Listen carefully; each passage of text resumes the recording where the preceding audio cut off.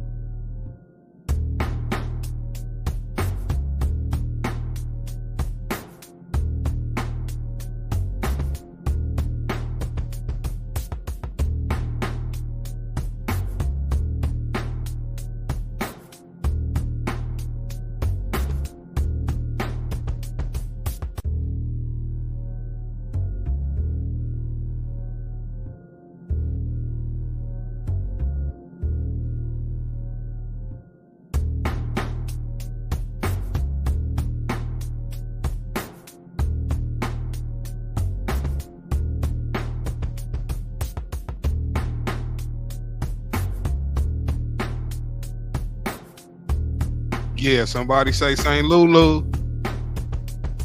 Oh, man. If anybody gonna say it, I'ma say it, you heard? Hey, if anybody gonna say it, I'ma say it. Straight like that. Put some respect on my mustache, man. It's spicy out here, man. What's going on? Hey, man. One thing I got to do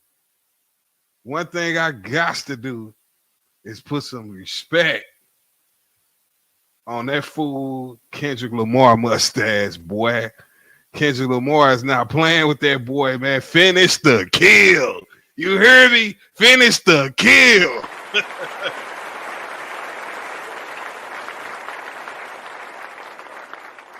Boy, if you don't get out the car, get on foot, and put a bullet in that nigga who dragging his leg. You hear what I'm saying? Straight like that.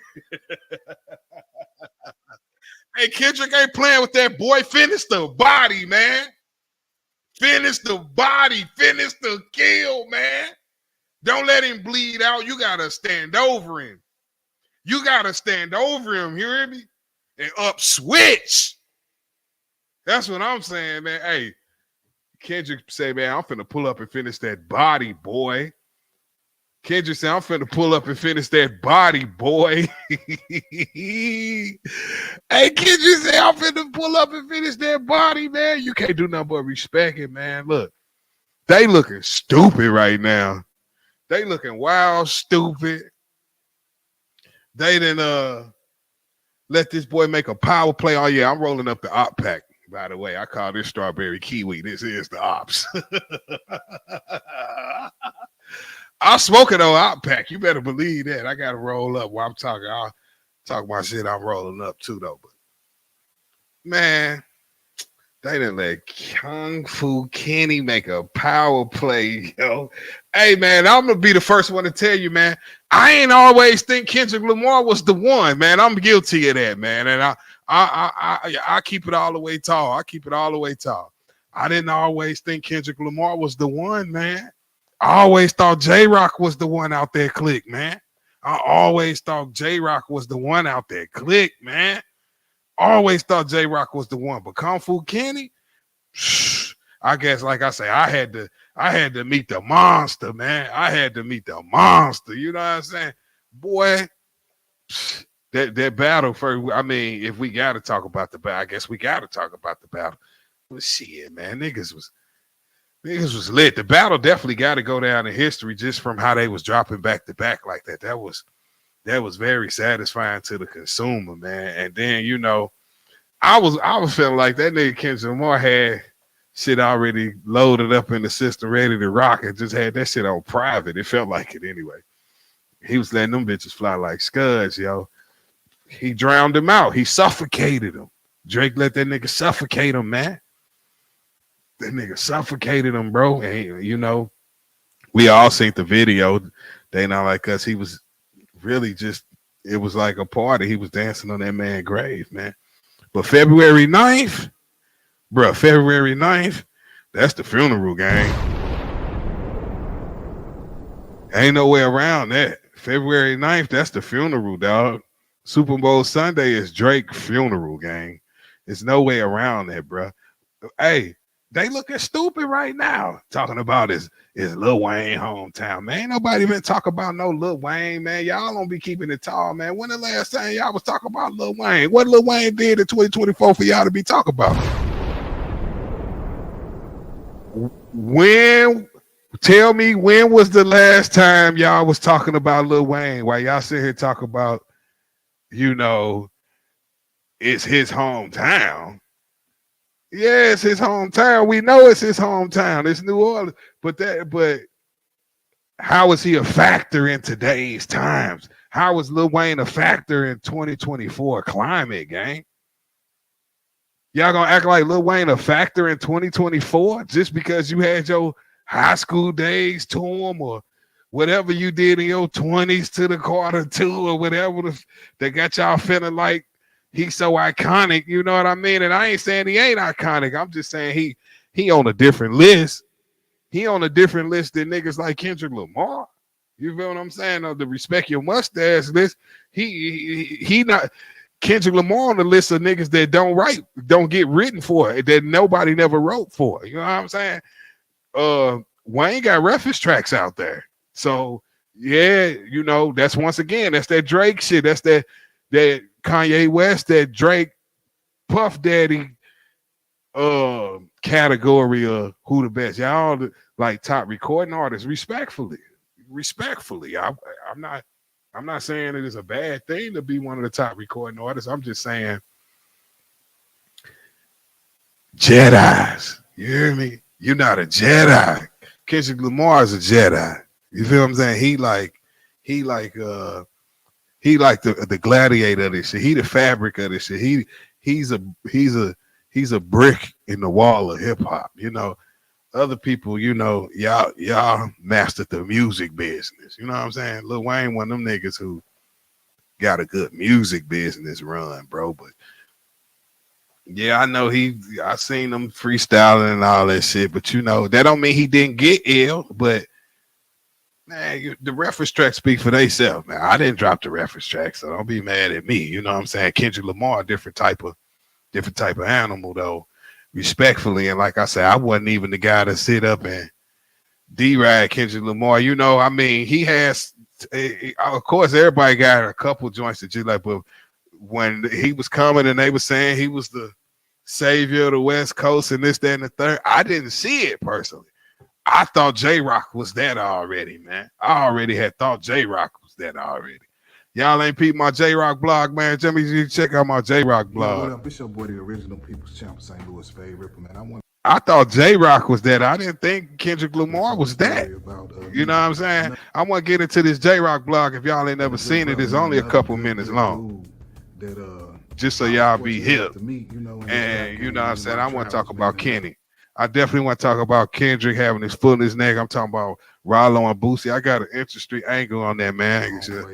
Y'all hold on, man. Put some respect on my mustache. Let me roll up some of this op pack. Check this out. Top Dog Entertainment in the Black Hippie group, you know, with Kendrick Lamar, Schoolboy Q, and you know, Ab. So like, comment, subscribe.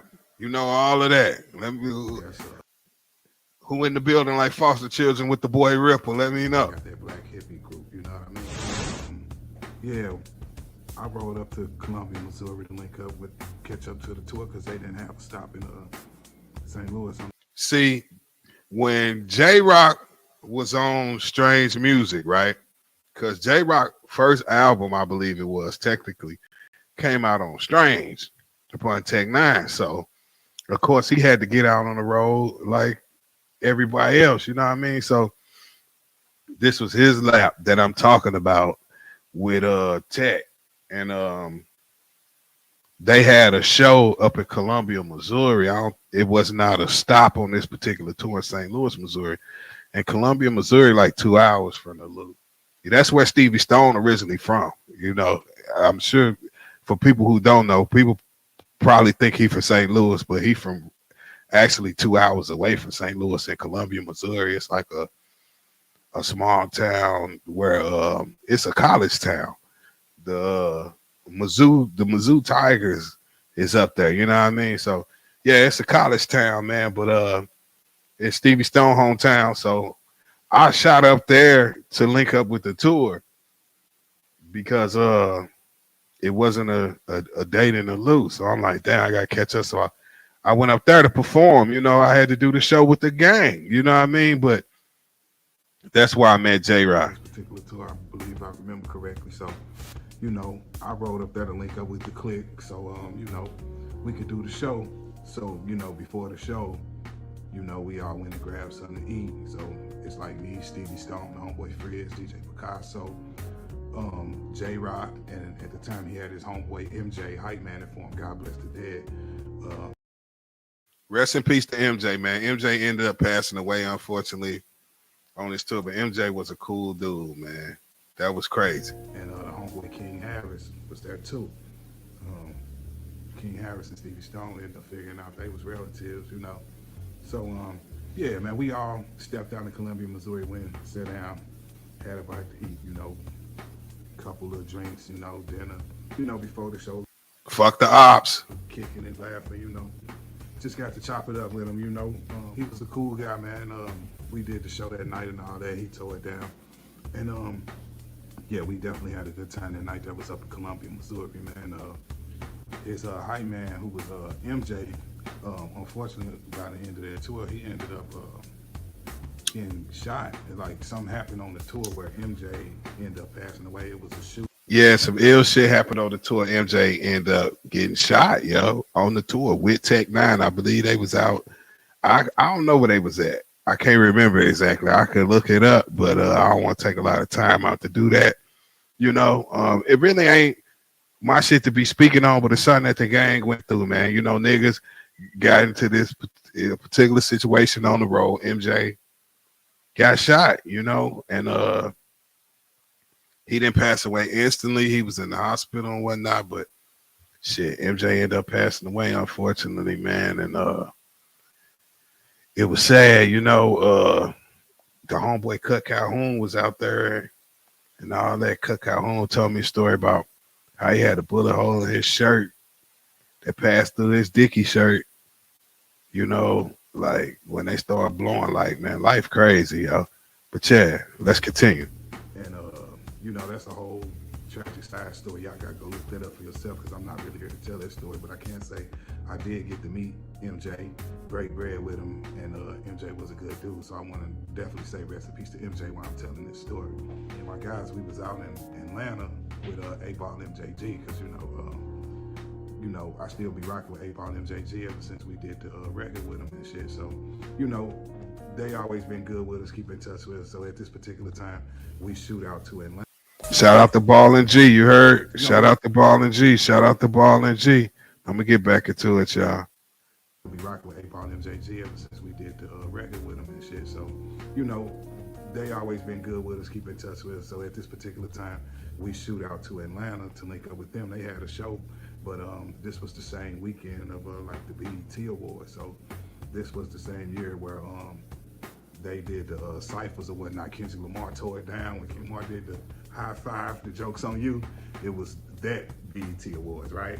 So this like an after party.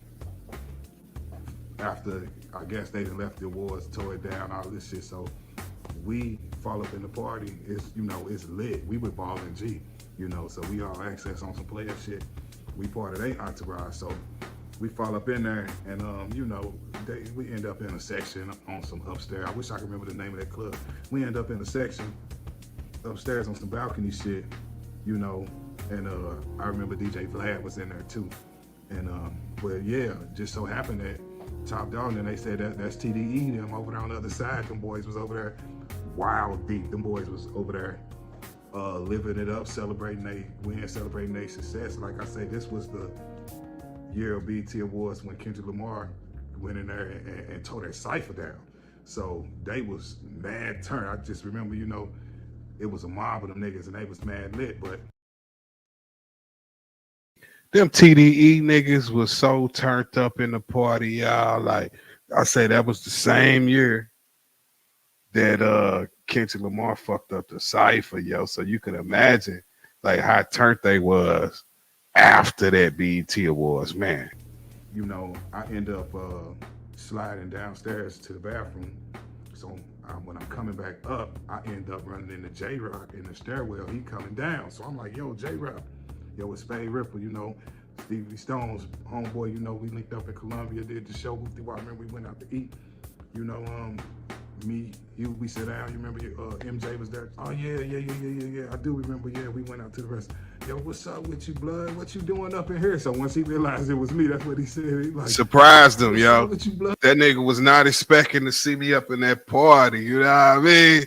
So when he see me, he was like, yo, nigga, yo, what you doing up here? You know, it was one of them things like, yo, what you doing up in here, fool? You know what I mean? Like, how you get up in here, gang? It was one of them, you know? What you doing up in here? Fucked him up. He wasn't expecting to run up until then, no BET party. You know what I'm saying? The after party, you know, this some industry shit. You know what I mean? Yeah. It fucked him up once he realized we got the damn blow. What you doing up here? You know, oh, shit, I'm up in here with 8Ball MJG. Them my guys, you know. We moving with them. You know, they got a show out here tomorrow, so we out here a day early, functioning, you know, with the, you know, so yeah, that's what's up, blood. Keep it up, you know. So yeah, you know, we dapped up and shit. I told him, I'm like, yo, shit, you know a nigga need a feature from you, you know, and he like, yeah, for sure, hit me in the so you know. You know a nigga got to try to get the feature, right? You know a nigga got to try to get the feature. It wouldn't be right if I ain't asked him about the feature, now would it? The Instagram inbox, you know, I inboxed him. You know, we never got around to working, but he went up, you know, from there. So you know how shit happened. You know what I'm saying? He definitely skyrocketed. He been on the up climb ever since. You know, he dropped that album with Strange Music, so that's why he was on tour with Tech Nine. That was at that particular time, you know? Yeah. When I first met him. But, you know, he did that one album with Strange Music, and then, you know, he moved around with TDE and, you know, kind of continued to climb. You know, he got a Grammy, I believe, him, Kendrick Lamar Future. I believe he got a Grammy for that record.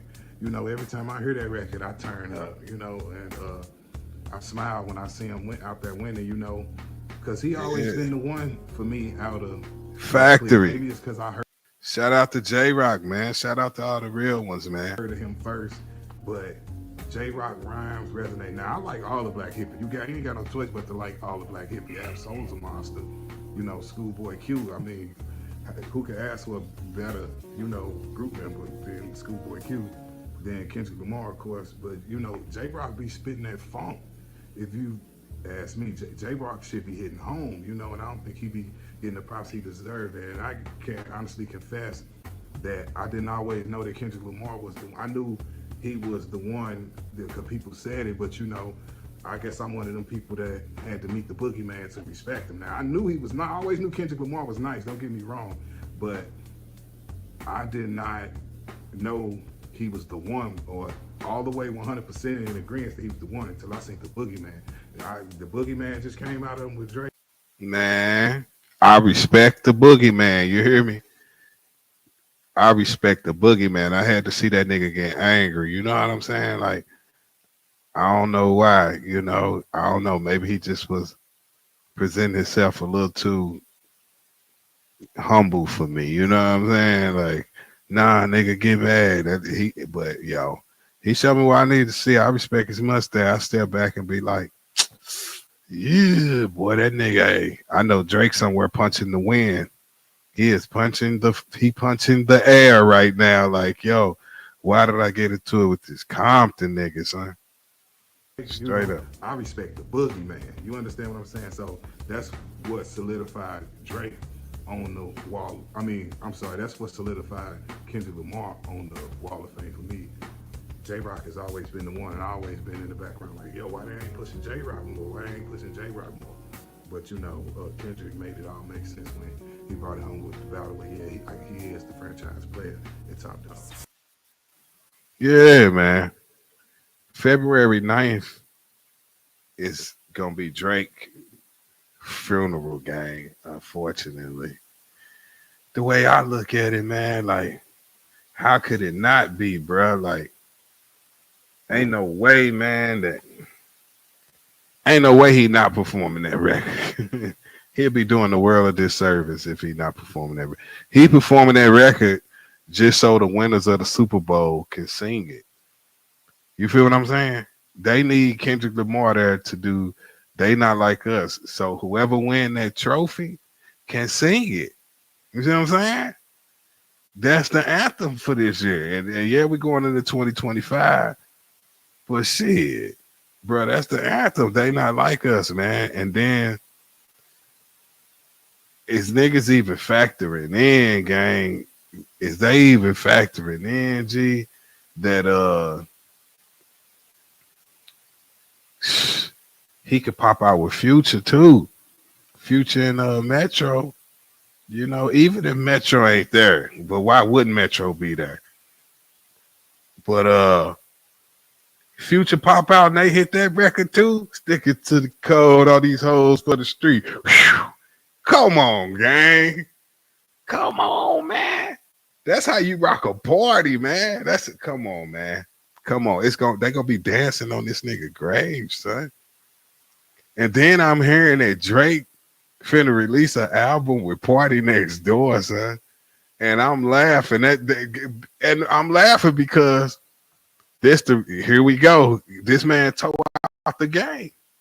Drake is tore the fuck out the game. He tore so far out the game, he finna spin the block and go do some music with one of his artists that he never fuck with like he was supposed to. You understand what I'm saying? That nigga got time today. All of a sudden, collaborate with Party Next Door. Hey, the nigga that been writing these little R&B groovy / half a rap song, fake shea butter vibe, respectfully. Hey, bro, why don't we just go ahead and do these shits together, man? You know what I'm saying? That's how I look at it. On that. So you got time today. Yeah, you got time today. Go do some songs with some other nigga. Yeah, do that shit and work your way back in on some melodies because you got to get the girls back on your side, man. And I've been saying it for a minute. Drake, the only way Drake can get back in the game is to get these women to loving them again, man. And they easy. It don't take much. If Drake could get his way back in, he can get way back in through the ladies. Go get in the gym. He probably somewhere getting surgery right now. He probably getting the abs touched up, getting the abs and the pecs and all that re-etched. You know what I mean? Get some what they call them, calf implants and all that, make your legs. Ain't no telling what that nigga doing, man. They probably turn that nigga to the Terminator somewhere right now. While he laid dormant. You know what I'm saying? They probably turn that nigga to the Terminator right now because his only chance is to come back through them ladies, man. He gonna have to do the D'Angelo gang. He gonna have to do the D'Angelo. Get naked, nigga. Oh, baby oil up. You feel me? It really ain't no way around it, bruh. You got to goddamn me get the seducing, nigga. Get your LL Cool J on, nigga. You better get the licking your lips, gang, because ain't nobody else got time for it. The real niggas know that all that shit huff and puff. You know, Compton marked you out. You know what I'm saying? What you supposed to do when Compton marked a nigga out? You feel me? Compton marked you out, bro. Nigga didn't let them Compton niggas mark them out, man. Do that, bro. That's crazy. Word. So yeah, get your baby oil on. 6 packs etched up and all that. Get your baby oil on. You feel me? And seduce these women, gang, because that's the only way you're gonna get back to the get back. You know what I mean? He need to go do a movie. Drake needs to go be Will Smith. If music over for Drake, he can go be Will Smith tomorrow. Don't get it fucked up because he came from TV. He came from acting. You know what I'm saying? That's how he backdoored his way in. Acting. So shit. As soon as y'all say he over with, he can go grab the #1 role, the Steven Spielberg next script. You understand what I'm saying? He can go be Spider-Man, nigga. You feel me? He can go be Batman. They'll let Drake be Batman. If Drake go be Batman, that's gonna make people look at it. You feel what I'm saying? There's no way around that. It's gonna make people look at it. So with that being said, he can go back to doing that shit and get the #1 movie. Now he on the couch with David Letterman talking white again and shit, or whoever. You know what I'm trying to say, because I don't even watch TV like that to know. But now he on the couch with David Letterman and all of that shit, the Conan O'Briens and all of that goofy shit. You feel me? And talking white again, you know, and talking about how he had to get in character for his role. And ladies and gentlemen, Aubrey Graham. You understand what I'm saying? He ain't even Drake no more. You know? He ambidextrous like that. He got the chops, if you will, no Diddy. You know what I mean? To pull it off, bro. So yeah, man, shit looking spicy. I seen Top Dog on McMahon here. Mike McMahon was trying to be spicy on Twitter, you know, but he done got his little balloon pop, no Diddy, because shit, Top Dog now, he like, yeah, Top Dog. And he ain't even have to say nothing. All Top Dog had to do was just at that nigga, bro. He already knew what time it is. Niggas don't want to talk today. Niggas don't want. I seen Master P had something to say. Master P talking about some, man, Master P, how you gonna say Wayne? Hey, bro, sit your old ass down, respectfully, man. But just because of New Orleans don't mean Wayne need to be on. Everybody acting like, man, New Orleans ain't just that for that. Like, there's other shit you can get off down there. You know what I'm saying? Don't act like shit. 50 just left Shreveport and sold it out. You don't think nobody from Louisiana drove down there for that? I'm just saying. Y'all acting like ain't nobody else getting nothing off, and it's the Super Bowl, gang. So it's not Louisiana. The Magnolia Projects and goddamn me Cali Open. All these niggas ain't got nigga the 15,000 to get up in there to see Lil Wayne at the halftime. No way. They're gonna be at the crib watching it on TV any motherfucking way. Keep it real with yourself. And then they got the Wheezy Fest coming up anyway. Lil Wayne finna try to get his little festival on, I believe, on like you know how the Travis Scott did the Astro World or some shit like that. But I guess they supposed to have this official Hot Boy reunion and whatnot going on. Manny Fresh and bringing all of them together, including BG and Turk type of shit. So New Orleans they finna get Weezy and the Hot Boys together any motherfucking way at the Weezy Fest. So all y'all niggas that got all this shit to say about the Super Bowl, if y'all ain't got no Weezy Fest tickets, y'all cap anyway, man. Like, keep it tall, G. Y'all ain't got no Weezy Fest tickets because y'all don't give a fuck, man. Y'all just trying to say that this man shouldn't be in the position that he put himself in. It's the hottest shit out right now. This ain't my opinion. I ain't got nothing to do with it. I ain't saying it's my favorite song. I ain't saying I dislike it neither, but I'm just saying shit, it's the hottest shit out. If it's the hottest shit out, it's the hottest shit out, gang. If it's the hottest shit out, it's the hottest shit out. Everybody get their turn. It's that man's turn. You force that man to build his turn, you know, out of your caucus, nigga. You the one who chose to use your decomposing dead body to fertilize his tree. You feel me, Drake? You the one who chose your decomposing dead body to fertilize that man's tree. Like, where you this how I know Drake ain't hip hop. Everybody in hip hop know Compton ain't them niggas to fuck with, son. Since they let it, where year was it when we found out you don't fuck with them niggas from Compton? Bro, where was you at when the world was learning you don't fuck with them niggas from Compton, man? If it's one niggas you gonna let, hey man, leave them niggas alone, let them niggas be. It's them Compton niggas. It's them Compton niggas. It's them LA niggas. It's them LA niggas. But if we even nigga gonna get more specific, it's gonna be them Compton niggas. And then nigga, you get to put a microscope on it further down, then it turned into them Bumpton niggas. You understand what I'm saying? Like, nigga, what the fuck was you thinking, bruh? You thought shouting out nigga YG all the way from where that nigga from? Ain't he from the treetops or something? You thinking shouting out a rapper from the treetops was gonna save you? Hey, bro, you put yourself in Pyru business, gang. It's not working out for you, Drake. I seen in your video you was meeting up with Hell's Angels and all that old weird shit. You know what I'm saying? Meeting up with the Hell's Angels ain't working out for you, gang.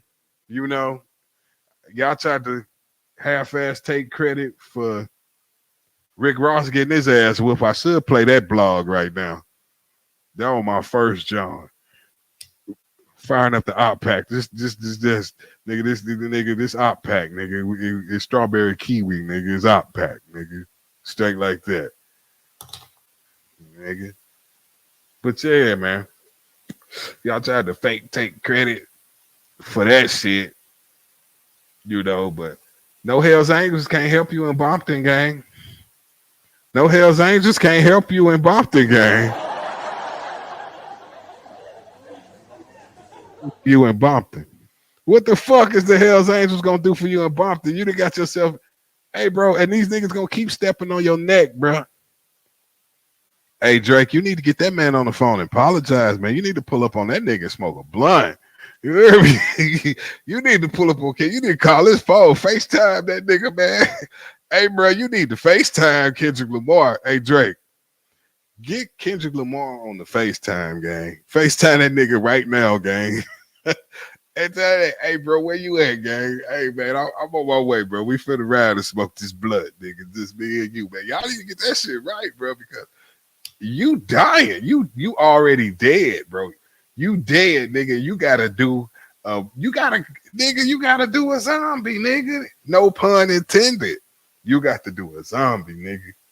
You got to come back from the dead like Spaide R.I.P.P.E.R, nigga. What the fuck is you gonna do, nigga? You got to come back from the dead, bro. What the fuck is you gonna do, man? Because hanging over there with Party Next Door, I get you, man. You better find that motherfucking movie, man, and I don't know, bro. You better find that motherfucking movie, gang. Cause don't let no weird shit come up. We ain't gonna talk about all of the weird shit. They uncovered Drake alias and shit. He got I guess a doing business ass name or some shit allegedly. You know what I'm saying? I ain't no expert on no nigga business but mine. But you know, I'm smoking and goddamn me being engaging. You know what I'm saying? They say nigga gotta have content and shit. We independent, so we gotta have independent content. So shit, I'm gonna say how the fuck I feel. You feel me? Cause I can fucking do that. Who the fuck gonna tell me not to, nigga? Get into it, nigga. Respect my mustache. You hear me? Say Lulu, nigga. It's them niggas, man. It's them niggas, man. It's them niggas. We pop out, motherfuckers get frightened. It's us. It's us. I speak on behalf of them niggas in St. Louis. You understand what I'm saying? But on this Kendrick Lamar shit, bro. Damn, that op-pack hidden. On this Kendrick Lamar shit, bro. I see that nigga, what's that nigga name? Academics, bro. Academics big hating. Academics big hating. He talking about Kendrick don't got no music to do. You know what I'm saying? When Kendrick turned it up when he did it with Dre. You know what I'm saying? And the new shit going. How long do he gotta perform? And they not factoring in the homeboys can pop out. Who said he can't have guests? So how I see it is Black Hippie. I see Schoolboy Q coming out. You understand what I'm saying? I see, and he got favors to call in though. Who they cool with? Who they got going? Future's popping out. They can hit like that. They gotta hit like that. That's one of the biggest records of 2024. So we gotta hit the dun, dun, dun, dun, dun, dun, dun, dun. Yeah, stick it to the code. All these hoes for the street. Yeah, these niggas gonna wake up out they sleep. Come on, bro. He gonna pop out. And while he got Future out there, they can hit the J-Rock. You know what I'm saying? They have Black Hippie in the building. They can go ahead and hit that. La-dee-da-dee-da. Snap-boo-wee-da. Ah, bro, y'all see me understand what I'm saying, bro. This nigga can blow it up, son. This nigga can blow it up on some gangland shit, too. Not even all that old commercial ass, you know what I'm saying? Fake ass, you know, Christina Aguilera ass type. You know what I'm saying? He can really turn it up on some, you hear me, on what we want to hear. You feel what I'm saying? Who could he have pop out, man? Come on, who y'all think gonna pop out, man? Let me know in the comments or something, man. When y'all peep this, man. Who y'all think gonna pop out? You know, because I really been tripping off of that, man. Because he got some good, Kendrick Lamar got that joint with Rich the Kid. Come on, man. Come on, man. Y'all not thinking, man. Y'all not thinking. Rich the Kid pop out, man. Come on. It could be hard. I don't know what they thinking. I don't know. You feel me? And if he having remorse for J. Cole right now, he can revive J. Cole right now. He can say, you can't tell me if Kendrick Lamar don't call J. Cole not gonna answer on first ring. His shit go, hey, what's up, bro? You already know he answering on first ring. Hey, bro, I need you to go on pop out with, hey, you know that other nigga dead, bro. Come on. You know, now that'll be a power move. That'll be a power move, but that's if Kendrick want to. That's just if he wanna make Drake goddamn, jump out the window, go jump in the Mississippi River. If he want to make that nigga go jump in the ocean, gang, then he'll revive J. Cole's life. You feel me? Just to play chess. He'll revive J. Cole's life. You know what I'm saying? Just to make sure that the chess move is complete. But Kendrick can be just sitting there looking at it like, hey, man, I already killed this nigga. This nigga dead already anyway. What the fuck is the point of reviving this nigga? If he dies, he dies. You know what I mean? But it'll just be that bully foot chess move. You know what I'm talking about? That straight bully foot chess move. Like, just to fuck the world up, you know, because it's gonna be some headlines, gang. You know it's gonna be some headlines, and ain't nobody gonna do nothing. Don't nobody need to act like they finna do nothing. You feel me? Hold on, let me see, man. Let's watch. Can I get this video going? Let me see. Let me see if I can get the commercial going, man. You know, I'm new to this shit. I'll be on some Goonie shit. But you know, new Spaide R.I.P.E.R music is definitely on the way. I think I'm gonna drop a record on Halloween, man. I'm thinking about it. Y'all hear me? I definitely got shit coming soon after fall, man. I'm working, man. That's why I'm on this internet talking and shit and doing all this shit, man. You know, get familiar, man. I'm gonna be around for a minute. You heard? There you go. Give me one more. Ah. Come on. 2 more. Just like that. You ready? Exactly. What the deal, everybody? My name Kendrick Lamar, and I'll be performing at Super Bowl 59. Will you be pulling up? I hope so. You know it's only one opportunity to win a championship. What? Come on, man. Lovely, subliminal, masterful. Notorious B.I.G. is smiling from heaven at that subliminal. No round twos. Let's get it. Boom! Biggie Smalls himself couldn't throw a better sneak diss. I won't want you to miss it. Meet me in New Orleans, February 9th, 2025. Wear your best dress, too. Wear your best dress, too. I feel like that's another subliminal, too. I feel like maybe he might be trying to tell us something about the show. They might be coming out, you know what I'm saying? They might be coming out mad dapper, you know what I'm saying? In his performance, you know, it might be, you know, on some I Love You Rakim shit, you feel me? Even if you watch it from home. Let's go. Yay! That's what I'm talking about, man. Now we can get to it for real. Come on, you gotta make sure you catch him with the hands open like that. We running real routes. You gonna be messing up. Come on, y'all. One more time, man. There you go. This nigga's a fool for this. Give me one more. Ah. Come on. 2 more. Just like that. You ready? Exactly. What the deal, everybody? My name Kendrick Lamar, and I'll be performing at Super Bowl 59. Will you be pulling up? I hope so. You know it's only one opportunity to win a championship. No round twos. Let's get it. Boom! I won't want you to miss it. Meet me in New Orleans, February 9th, 2025. Man. Bruh. He won, gang. He won, man. He won. This what victory look like, clearly. You understand what I'm saying? This is what victory look like, gang. Gotta put some respect on that man mustache, you heard? Word. Got to put some respect on that man mustache. Hey, Sergio say, hey, this is horrible, man. This horrible for Drake, gang. It's horrible for Drake. You feel me?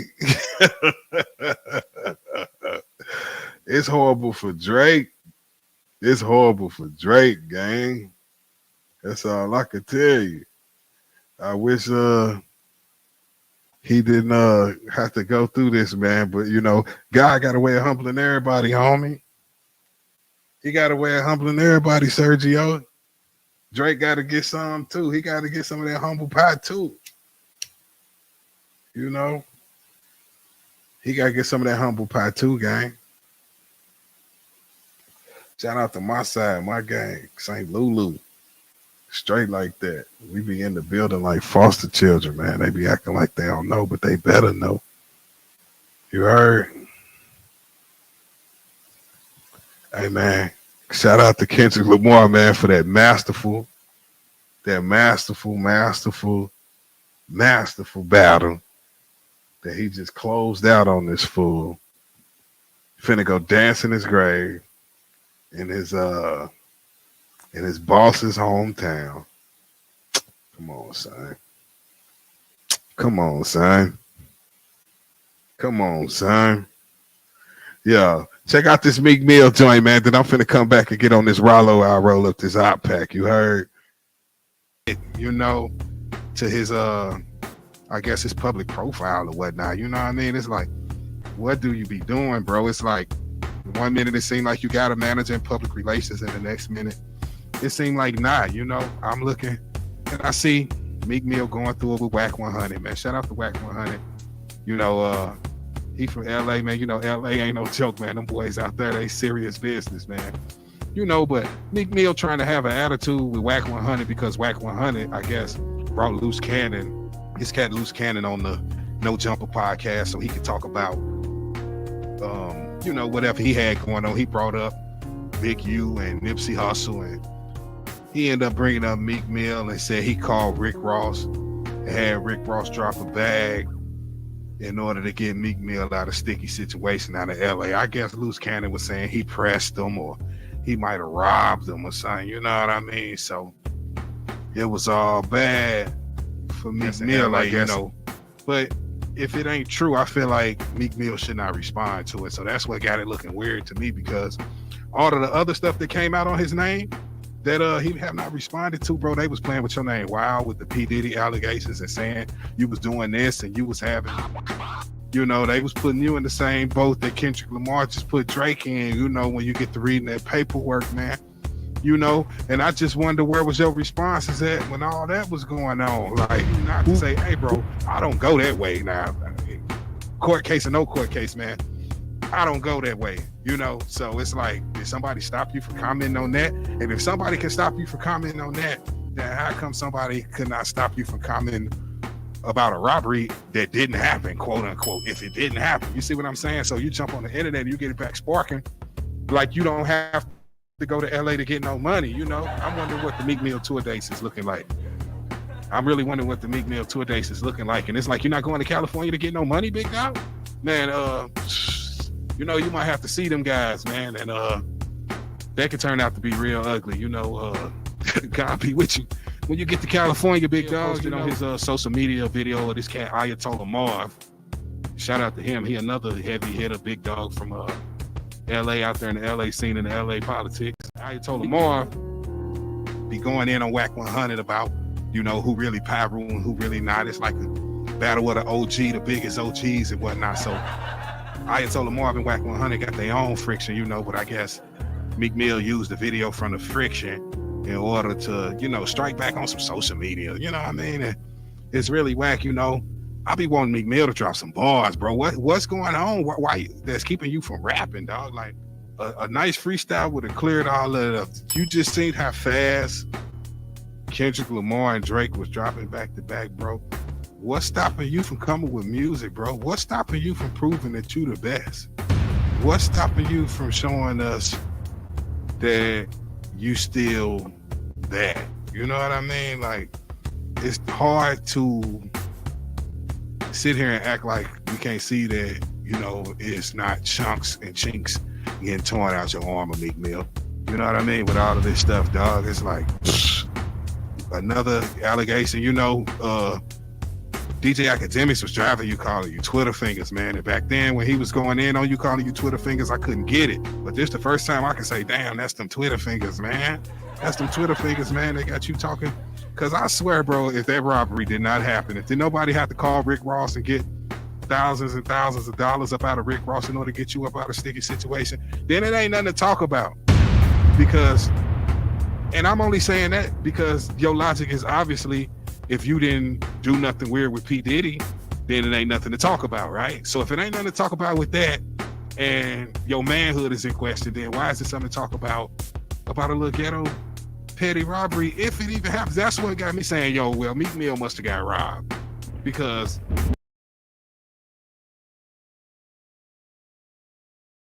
like Meek Mill had to get robbed because what was he even responding for, man? That late ass response, bro. You might as well been quiet. We wasn't even tripping off that nigga interview. We didn't know if that was real or not, bro. You the one who come talking. Why he mad at? And then Wack 100 said something real as it get, bro. Be mad at the count. You got to be mad at who mouth it came out of. You got to be mad at whoever said it. You don't be mad at the person who brought them in for the interview to say it. That man said that about you. That man said he robbed you. For real, think about that. How you ain't said loose cannon? How you didn't get on there and say, "Hey, loose cannon, you got me fucked up, nigga. I don't even know you. I never met you in my life, or nigga, you didn't do shit to nigga when I was in the same room with you, nigga. You was humble." You see what I'm saying? Meek Mill ain't get on the internet and do that. He got on the internet and was passive aggressive with Wack 100. You feel me? Get on Loose Cannon. Drop a record, talk about Loose Cannon. Get on your Instagram story and go up and get at Loose Cannon. Wave is not to get on Wack. What Wack 100 got to do with what came up out of his mouth? That's all I'm saying, bro. For real. We gotta do better, Meek Mill. You know, we out here, man. We want to support you, man. There's people out here that still got love for you. Want to see you win, man. You know, protect the brand, gang. Straight up, stay out pettiness, man. Where your records at, man? You feel me? Don't come out with no record. Don't have no lines for me, man, and you ain't had no lines for Loose Cannon. You feel me? You got to turn up, Meek. Dream Chasers. What's up with the brand? What's up with the brands, man? We was looking at y'all like real big dogs. Don't let that slip away. You hear me? We rocking with you, man. For sure. One thing I gotta let you know though before I go is you can't spell Spaide without the paid in the middle. That's SPAIDER.com. Make sure y'all hit my website. Check out my social media. You know, stream a couple of my records. Watch some of my videos. Watch some of my other blogs. You know, I'm out here talking spicy, man. And y'all already know what time it is. It's a fact you ain't got no haters. Oh, facts. I come through like a big dog. Facts. My OG saw me pimp talk. Facts. My op was talking big talk. Facts. Now his forehead got a big hole.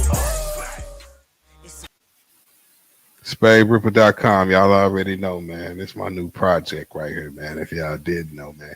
Y'all ain't gonna see that, man. If y'all don't know about a nigga music, man, I do what I do when I do what I do. I'm nice with it, man. I'm a legend in my city. You understand what I'm saying? If you don't know, you need to find out. Put some respect on my mustache, boy. Because I ain't playing. You hear me? I take my shit serious, man. And I smacked up. Hey, don't make me do it, man. I'm trying to be nice. I'm trying to be cool and chill and all that. But you know, hey, I'm trying to be cool. You hear me? I'm trying to be cool. I'm trying to be cool, man. So while I'm trying to be cool, you need to be cool with me, because otherwise we could take it there. You understand what I'm saying? I don't have no problem with that shit. I don't give whatever y'all on. I'm on it with you, you know. That's type of time I be on. SpaideR.com. Can't spell Spaide without the paid in the middle. Why I'm not putting the address on it for real is because it's still guys that's still going through a lot of shit in reference to what is actually going that's on. Fucked up. That's why I'm the nigga to support. That's why I'm the nigga. That's why I'm the nigga, bro. If you got bombs, drop a bomb for me, please, bro. Hey, that's why I gotta play this because I could. That's what is that's fucked up. That's why I'm the nigga to support. That's why I'm the nigga. They can't fuck with us, bro. That's why I'm the nigga, bro. If you got bombs, drop a bomb for me, please, bro. Hey, that's why I'm just booting up. I'm just getting in position to go ham. You feel me? I'm just getting in position to go. I'm being humble. I'm being cool. Don't say I ain't got no good sense when I start, because when I start hitting y'all with the mathematics, 1 + 1 = 2. Nigga, don't say it could be 4. You understand what I'm saying? All right, then. Hey, look. It ain't whose fault is it? Whose fault is it? It's a fact you ain't got no haters. Oh, facts. I come through like a big dog.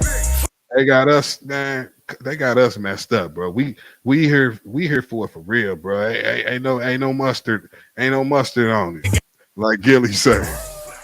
In the creation process of the album Country Grammar, there was a lot of guys. I mean, probably about, like, without exaggerating, 25 guys, okay? For that whole album of Look how I'm looking at this nigga, man. I'm from St. Louis, man. The whole St. Louis know these stories, and I don't even want to focus on them, to be honest with you. I don't be talking about them niggas, because them niggas don't be talking about me. Right. So you feel me? This is my time, so I don't even want to have a story. But if Nelly took his shit, from this, because he not doing the shows, he got his royalties taken. I'm just trying to ask you, is that what you saying? That's what I'm finna tell you. That's what I'm finna break down. According to the credits of that album, Nelly. I'm smoking on Op-Pack as we speak. I'm smoking on big Op-Pack. Wrote all that shit.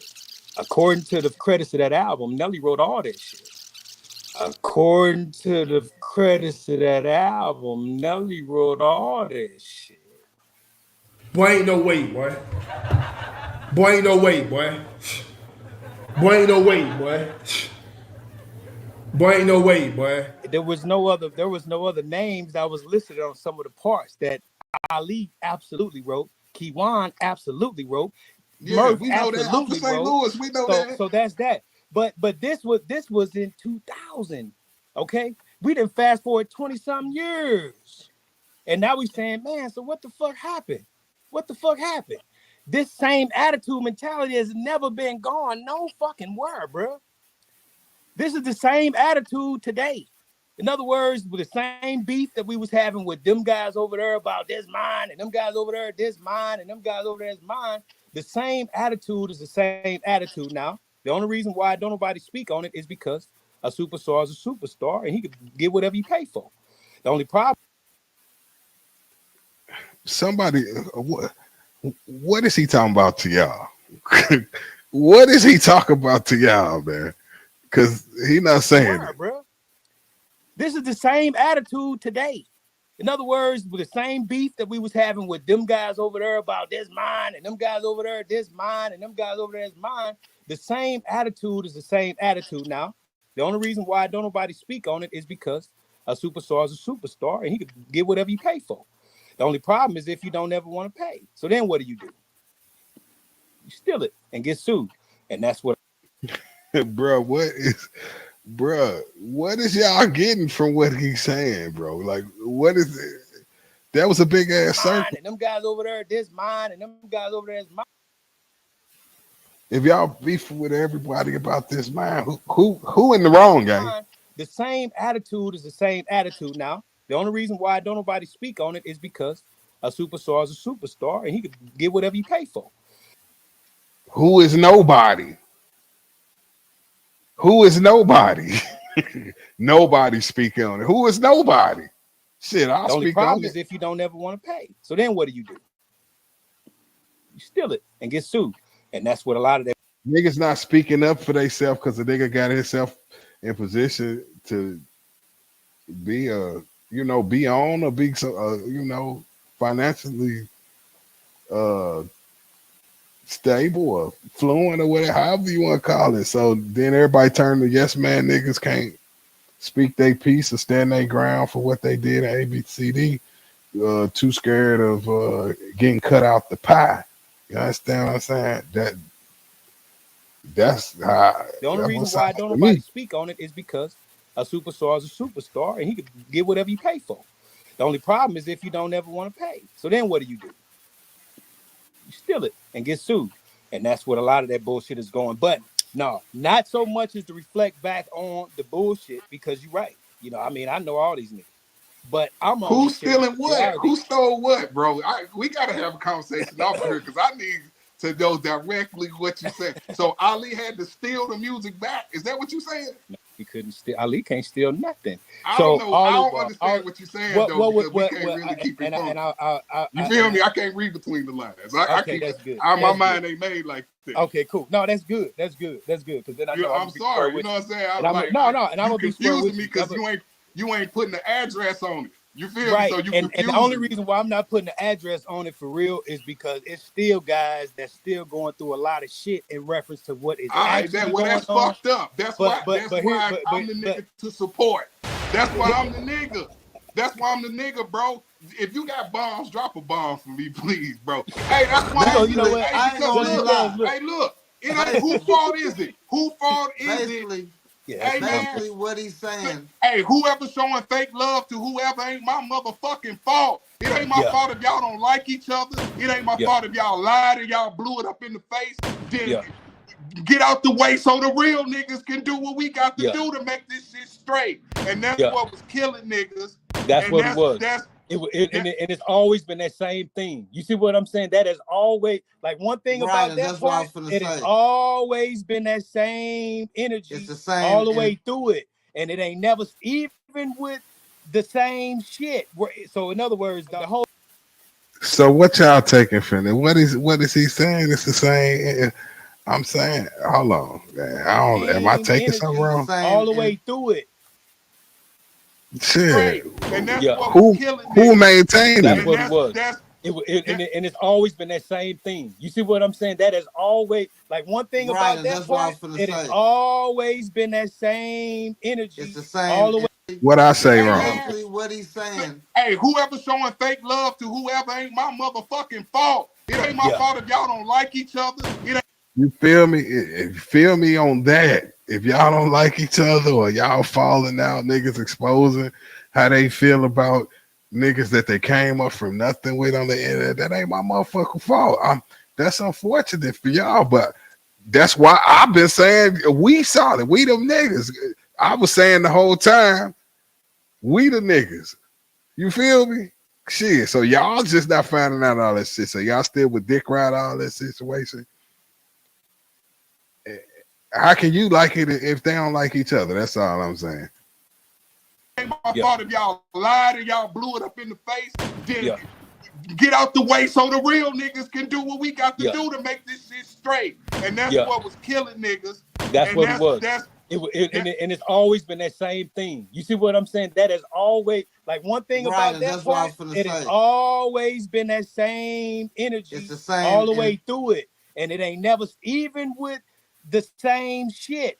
So in other words, the whole thing got fucked up out the gate. Okay, the whole thing got fucked up out the gate. Okay, the whole thing got fucked up out the gate.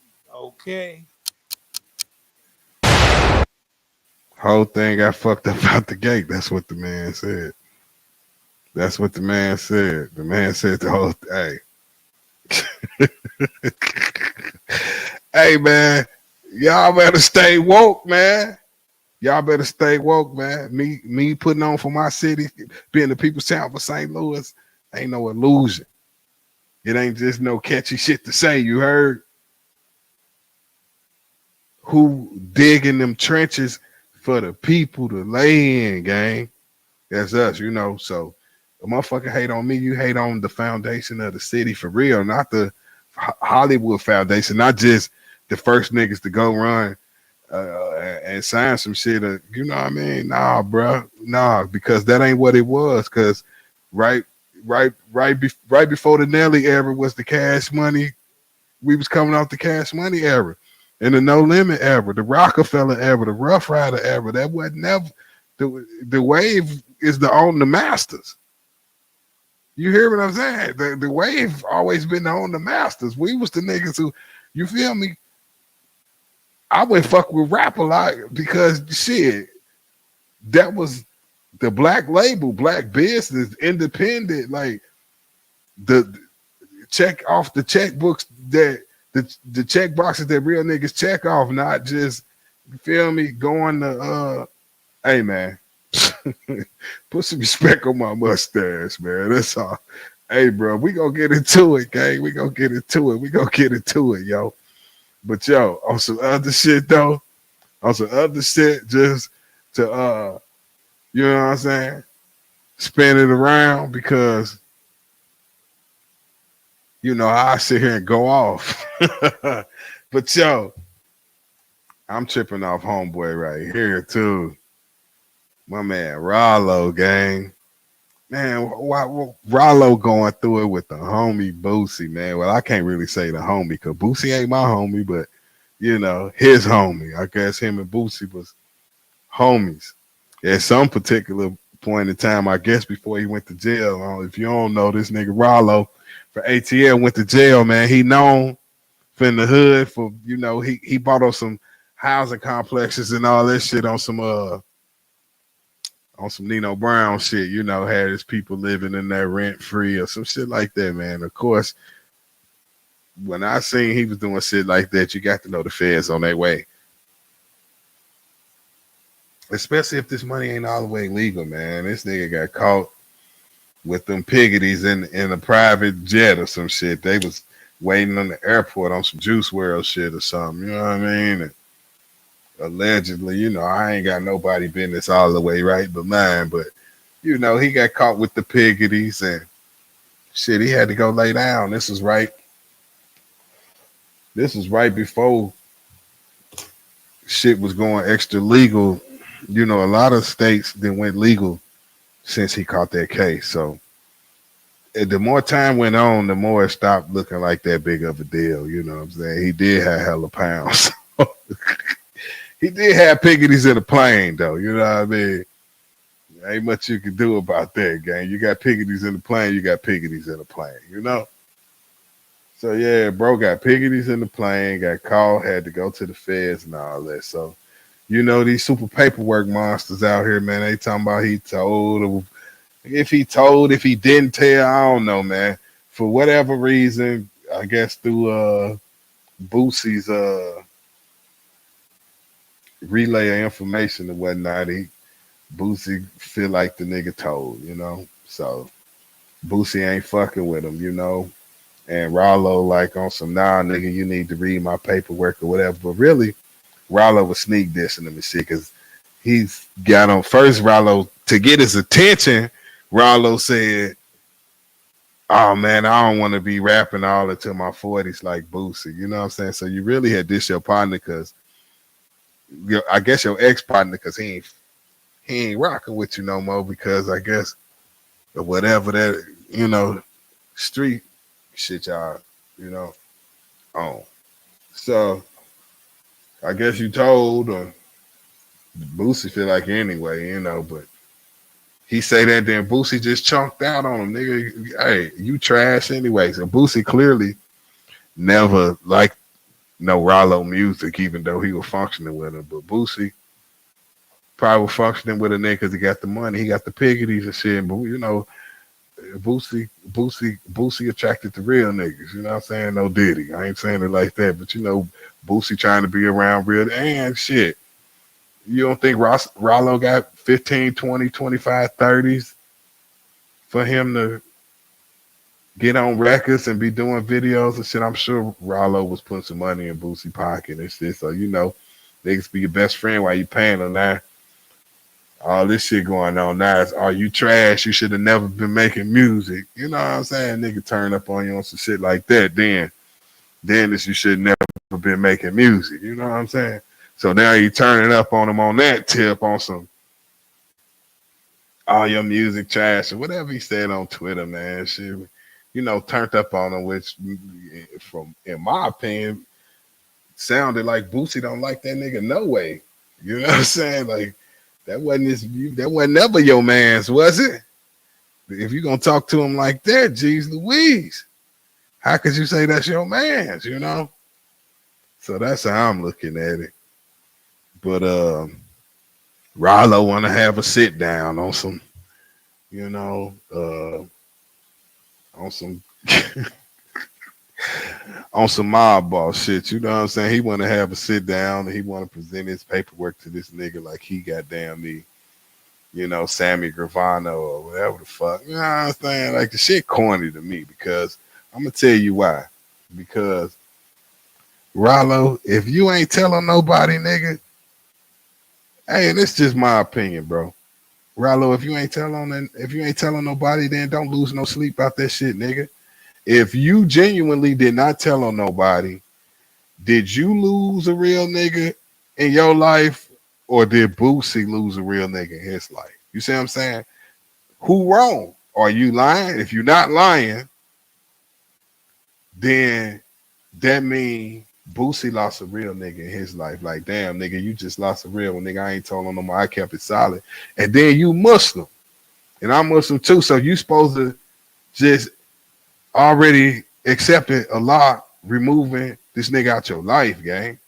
You know what I'm saying? If you genuinely didn't tell on nobody, and Boosie is removing himself from your life for thinking that you told on somebody and you genuinely didn't, then that's this guy. That's Allah removing him, bro. You know, and you gotta let that happen, because you know that can be your demise being around him. You desiring to be around him so bad, and he might do you. You know what I'm saying? In a way that you can't even see coming. You know what I'm saying? You don't know what Allah got written in the story. So if Allah removing the nigga, like, hey, but you know, shit. If you told on somebody, then you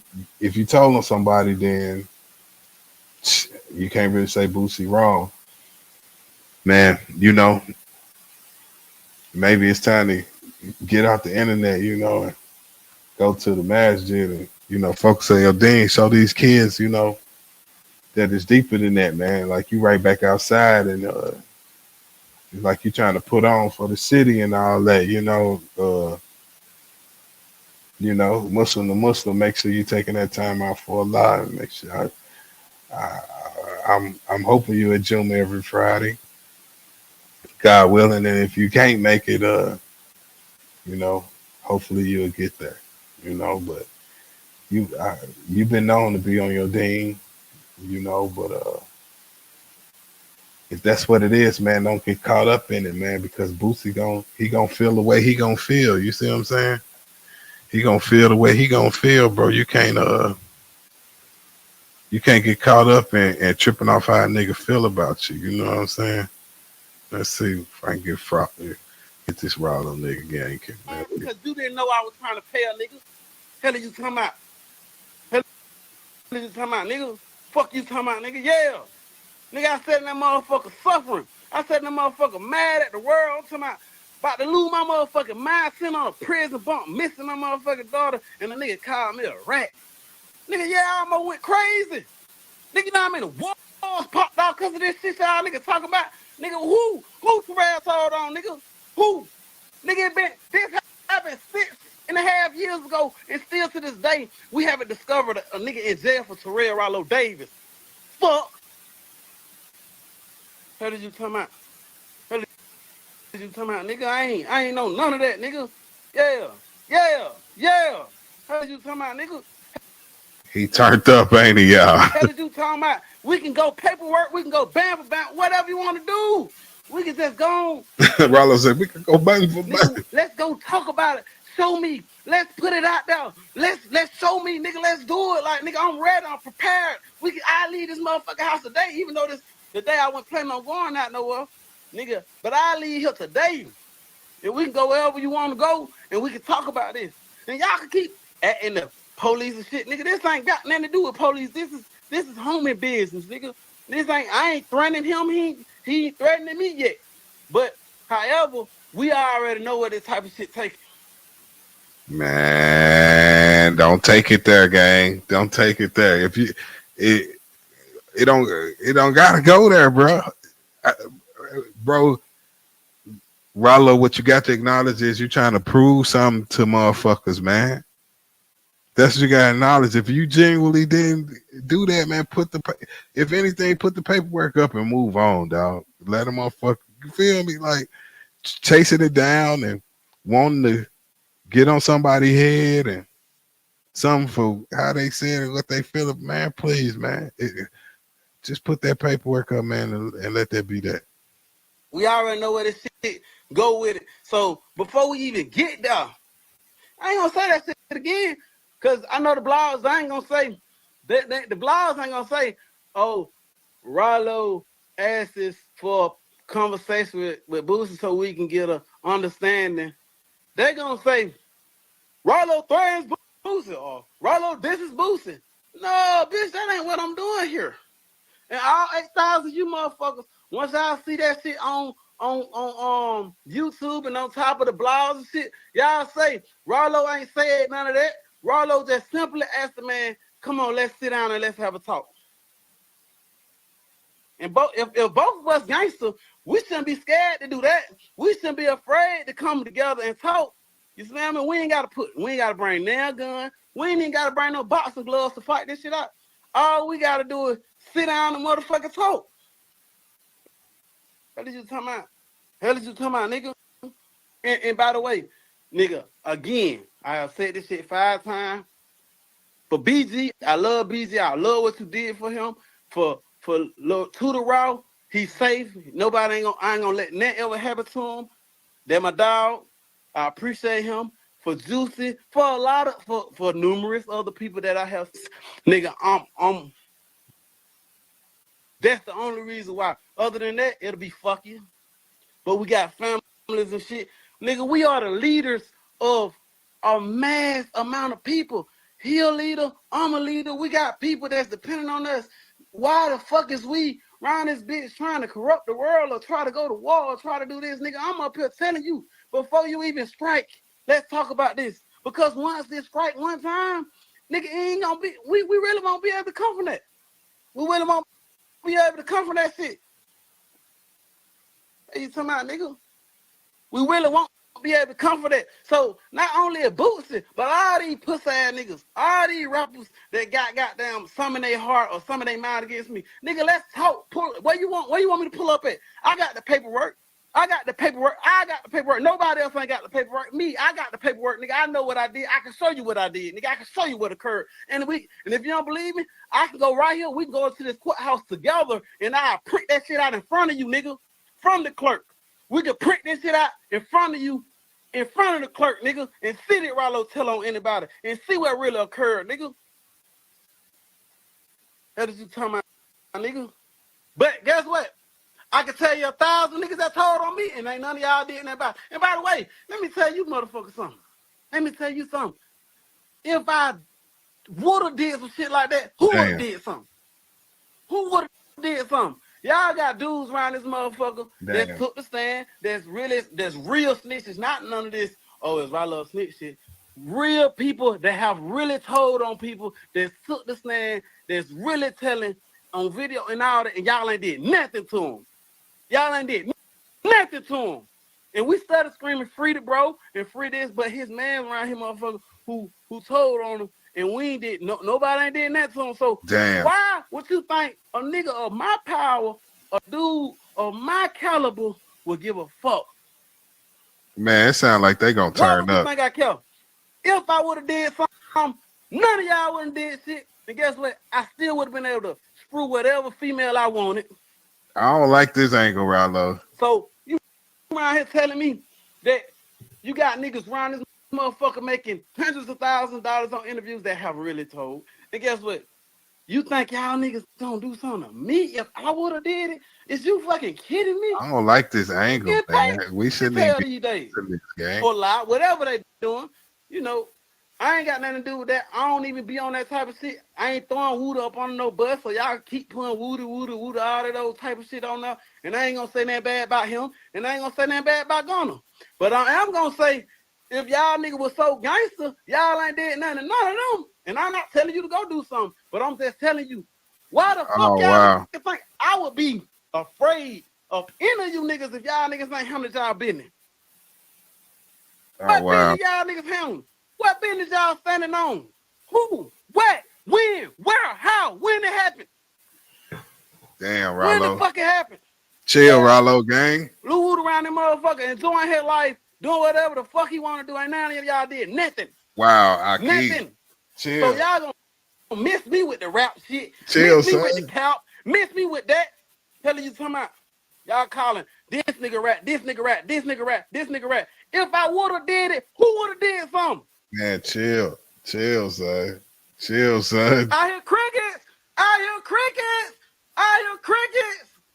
Hell did you tell me? Ralo, I don't like that angle. I don't like that angle, gang. I don't like that angle. That angle was weird. That angle was weird. We shouldn't even be addressing that, bro. That's a long ass live too. I'm trying to bust this shit down, but he just went off the deep end on some whole other shit. Like, bro, why are we having a hypothetical argument? You know what I mean? That be the shit I be talking about, man. Hey, Allah keep him safe, please. Allah keep Ralo safe.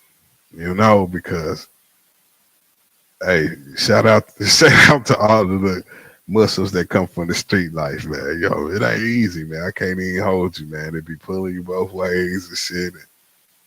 You know what I mean? You gotta make sharp decisions, man. You know, but he caught up in it right now, yo. That angle was wild, though. That angle was wild, man. Damn, Ralo. Damn, Ralo. That shit crazy, gang. That shit crazy. Man, yo. Can't spell Spaide without the paid in the middle. SPAIDER.PPER.com. You know what I mean? Make sure you slide by my website, man. You got to check out the website. I got all type of videos, music. I got articles up, man. Check out my bio and all that too. You know what I'm saying? Where you can know something about me, man. I've been around for a minute. It's like a lot to get to know about me. You know what I'm saying? I'm a legend in St. Louis. You heard? I touched the Billboard charts and all that. You heard? Get to know me. Don't make me do that. Try to be cool, you heard? You ever go back and look at his episode of Drink Champs, he talk about that day. Mad Skills. Do you know who Skills is? Yeah, I know Mad Skills. I battled Skills at the Impact convention when I was like dub years old, bro. Now, he spanked me. I ain't even finna say that. It's Mad Skills we talking about, but he taught me something that day as an MC. Like, he matured me as a writer, as a rapper, and everything because we got it in. But it was that day he battled like 40 niggas in a row, bro. Damn. Skills off the top of his head. I bullshit. If I wasn't there, I probably wouldn't believe the story neither, bro. But this nigga battled like 40 niggas in a row and laid all 40 down. Damn. He was just unstoppable. He had the glow that day. He had the glow, and I'm just saying I was one of the 40. I ain't even gonna. He taught me some shit that day because at that point in time, you know, I was big into my wordplay, so I came out mad complex, and he was coming off top of the head, and he sat back and observed. He went the comedy route. Oh, you know what I'm saying? He went the comedy route. Like, you know what I'm saying? This nigga from St. Louis, where the fuck is that? But you know what I'm saying? Shit like that. You know what I'm saying? Like he went, but you know, like this was the year 2000. So, you know, I had never battled nobody of his caliber. You know, he was already one of them niggas. You know what I'm saying? I'm just ambitious. You know what I'm saying? But yeah. He taught me some shit that day. You know what I'm saying? He one of them ones, man. In real life, he a problem.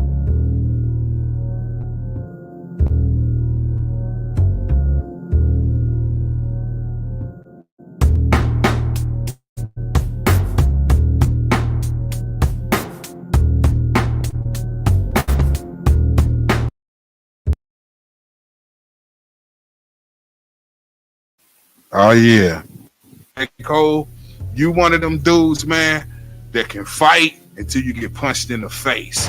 That's what you just showed us, man. You was nice with the fight, and you was.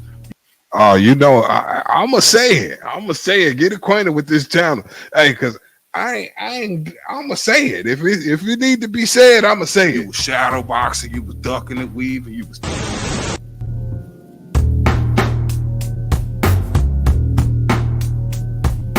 I'm definitely gonna say it. I ain't biting my tongue. You heard? Whatever need to be said to these niggas. Hey, leave it in the chat, inbox me, whatever. You hear me? What need to be said? I ain't afraid to say it. You hear me? addressing. Spaide R.I.P.P.E.R is a motherfucking artist. You know what I'm saying?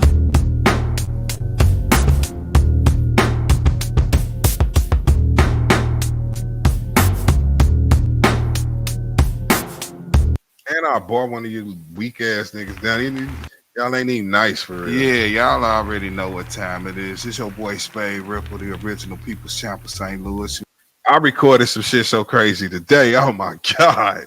Hey, yo, I gotta let some of this shit out the vault. Character and do it to you. Hey, don't make me do it. Hey, yo, put some respect on my mustache. You understand? As soon as you step into my channel, man, y'all need to wipe your feet, you know, take. Yeah, I know you see that. That's the Cuban link box. Yeah, that's that MF Doom and RZA. That's that biochemical equation vinyl right there. That's the Wu-Tang Wallabies right there. Yeah, respect my mustache. Take your shoes off, all that good stuff. Get comfortable, man. You know what I'm saying? Yeah, on other news, man, I had a cool show with the homeboy Joey Cool. It was lit. He from Kansas City. Had him out here in St. Louis, Missouri, you know, kicking it with the zombies. We turned up. We acted a fool, you know. Shout out to Strange Music for sending Joey Cool out this way, you know. Let's give him a round of applause, you know. Yeah, we had a nice show. The homeboy Joey Cool. We did co-headline. I was thinking about this topic, man. We did a nice little co-headline show together. You heard? It was lit. And, you know, I always be getting into the debates with my homeboys, and they be letting me know what to come here and talk about.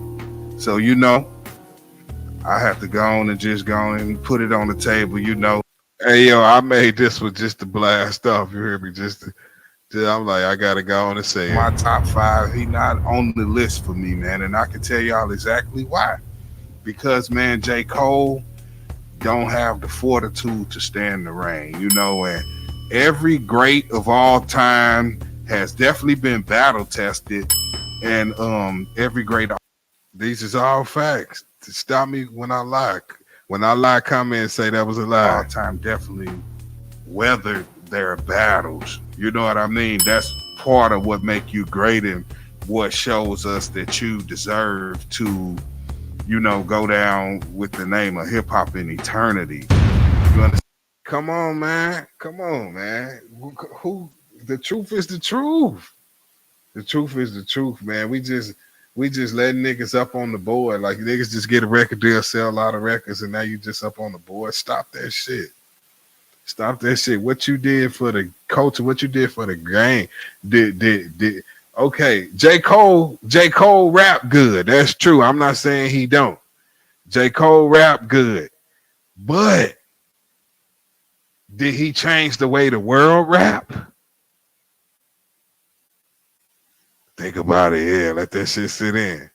J. Cole is a good rapper, but did he change the way the world rap? Do every other rapper that come out after J. Cole got to have a little J. Cole in them? I would say no. Rapper that came after J. Cole have to have a piece of J. Cole in order to survive in the culture. I don't think so, bro. I would say no. He got in, he did his two-step, he got his bop, he did his thing at a high level, but that don't mean that, you know, he iconic in that sense, man. Come on, man. Y'all be over whooping. Understand what I'm saying? That's a privilege. That ain't just because you nice and you sold a lot of records or who you was down with, you know, because, you know, I'm sure he grinded, you know, but it from a smoking on op pack like always. Smoking on big op pack like always. Just as it can look spoon-fed to us, you know, J. Cole's career, but you know, that's neither here nor there, I guess. But I'm just saying, man, J. Cole, you one of them dudes, man, that can fight until you get punched in the face. That's what you just showed us, man. You was nice with the fighting. You was shadow boxing. You was ducking and weaving. You was telling us what you would do to a nigga. You understand what I'm saying? So on the mic, that's you. You might not be a killer or a drug dealer, or you may not degrade women in your music, and that's, you know, what you play up to be a good thing about yourself. But this also exposed what the downside of you is also. The downside of you is when somebody start coming at you direct, your knees get wobbly. You understand what I'm saying? Oh, where you should have addressed it and rolled it out. If it had to be wobbly, son. Soon as somebody start getting on his heels, son, it had to be smoke, my friend. And don't avoid that smoke just because it had to be smoke.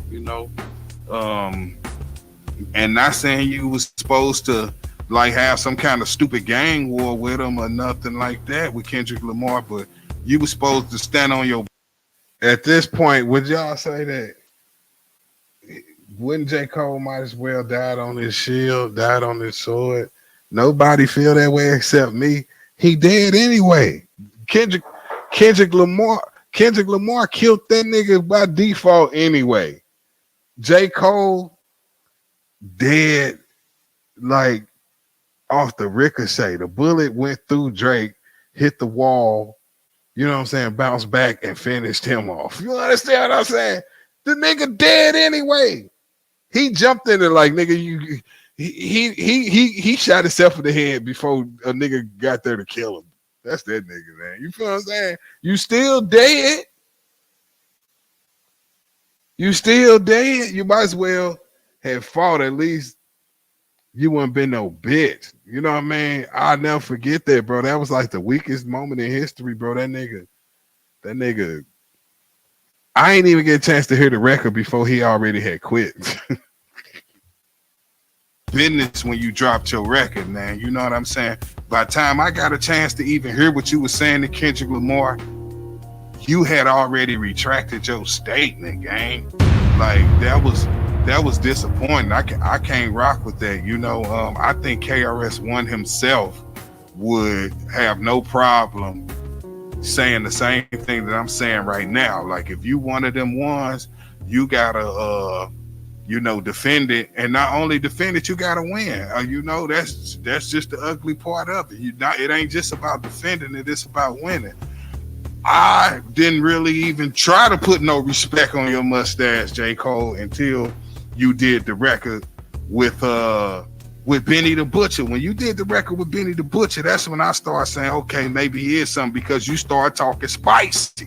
But you talking spicy when nobody's talking spicy to you. You see what I'm saying? So it's easy to talk spicy when nobody talking spicy back to you. Because really, you got on Benny the Butcher record, and if we just being real, you tried to blow him out the water. You blew him out the water. You came to overdo it. It's an overkill, and that's only okay if you got that same type of smoke when there's smoke. You see what I'm saying? That verse you spit on Benny the Butcher, Johnny P's caddy, you should have had that tucked in the cut for a day when somebody jump out the window and test you, bruh. Like, I don't even understand not being solid in war when you did all that huffing, bro. You did a whole lot of huffing, man. So yeah, you don't sell crack in your raps, or it might not be, black genocide rap, but I would say this is a flaw that you have as an MC. And I think that I ain't lying. Really denying that. Like, when war came knocking at your door, you folded, bro. And that's just the way it went. So, come on, man. Y'all got to feel me, man. Like, what type of nigga do what J. Cole did? J. Cole set the worst example for hip hop, man. J. Cole, man, y'all know Johnny P's caddy, right, with Benny the Butcher. He did all that over whooping, bro. He probably gonna go to hell if Jesus asked for a feature. All my Jedi real MCs out there, come on, man. He was talking that talk, and y'all know it. Y'all know it. He probably gonna go to hell if Jesus asked for the feature. You only killing niggas on feature, but a nigga tell you a bitch, call you a bitch on the record, then you know.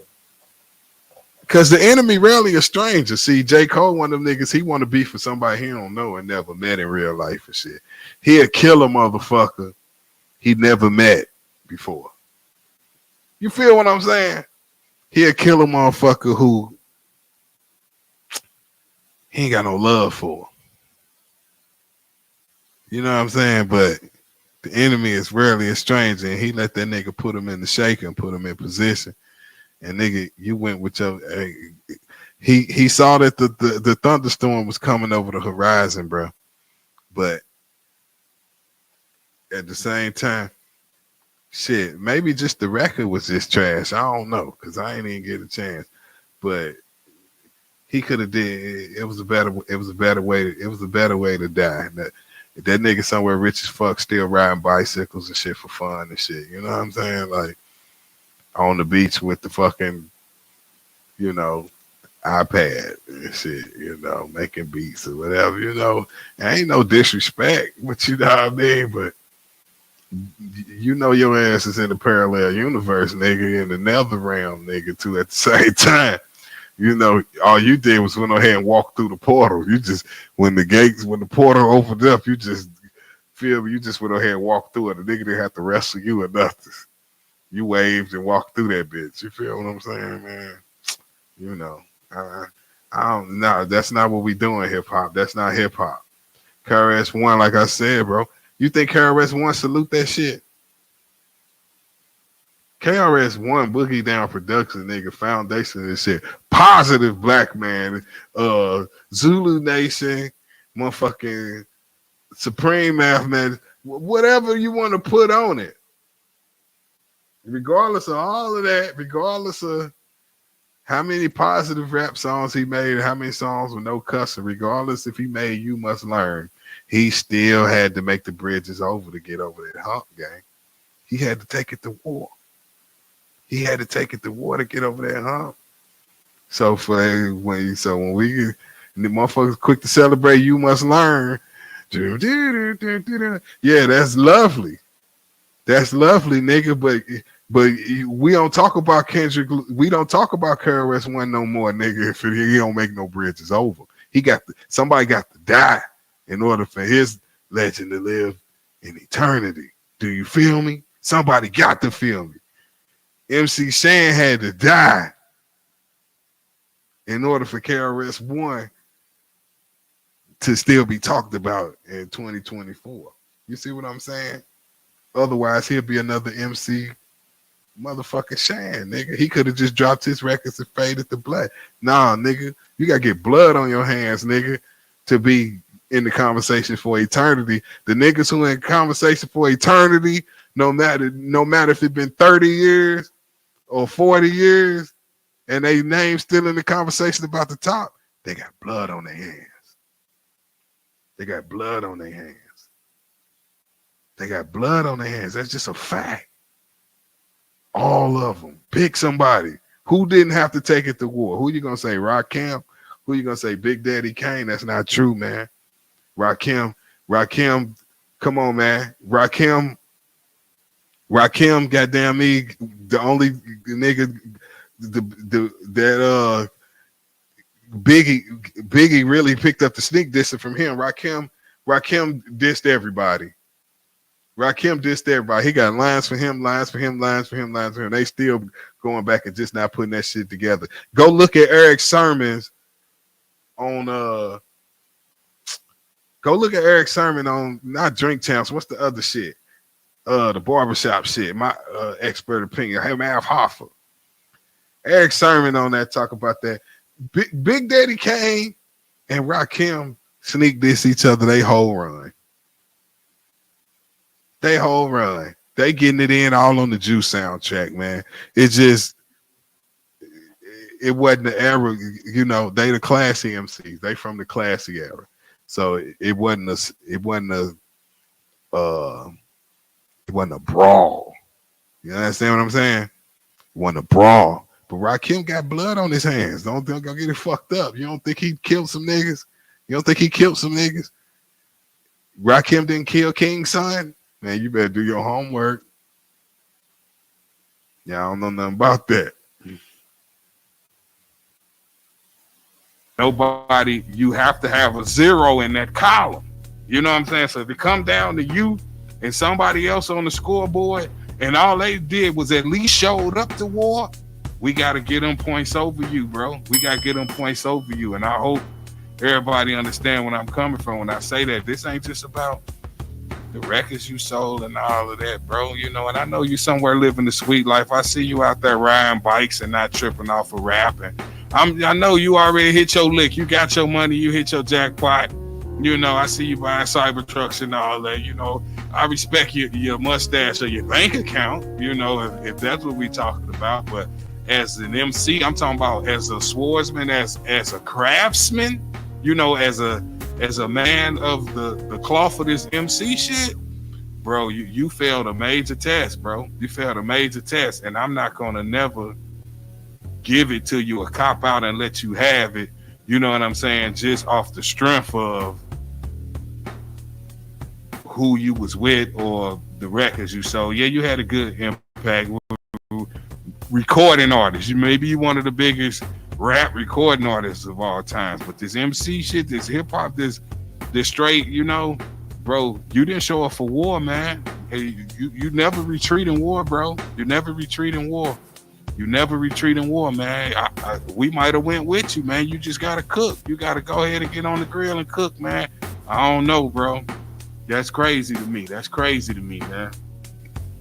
One thing I gotta let you know though, before man, they act like I don't be making sense, but I'm making all of the motherfucking sense, man.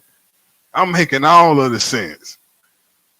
Everybody else tainted, man, and don't want to say what they want to be friends with niggas. They want to be up under niggas. You hear me? I'm already independent. I'm already in my own lane. We already underground. You feel what I'm saying?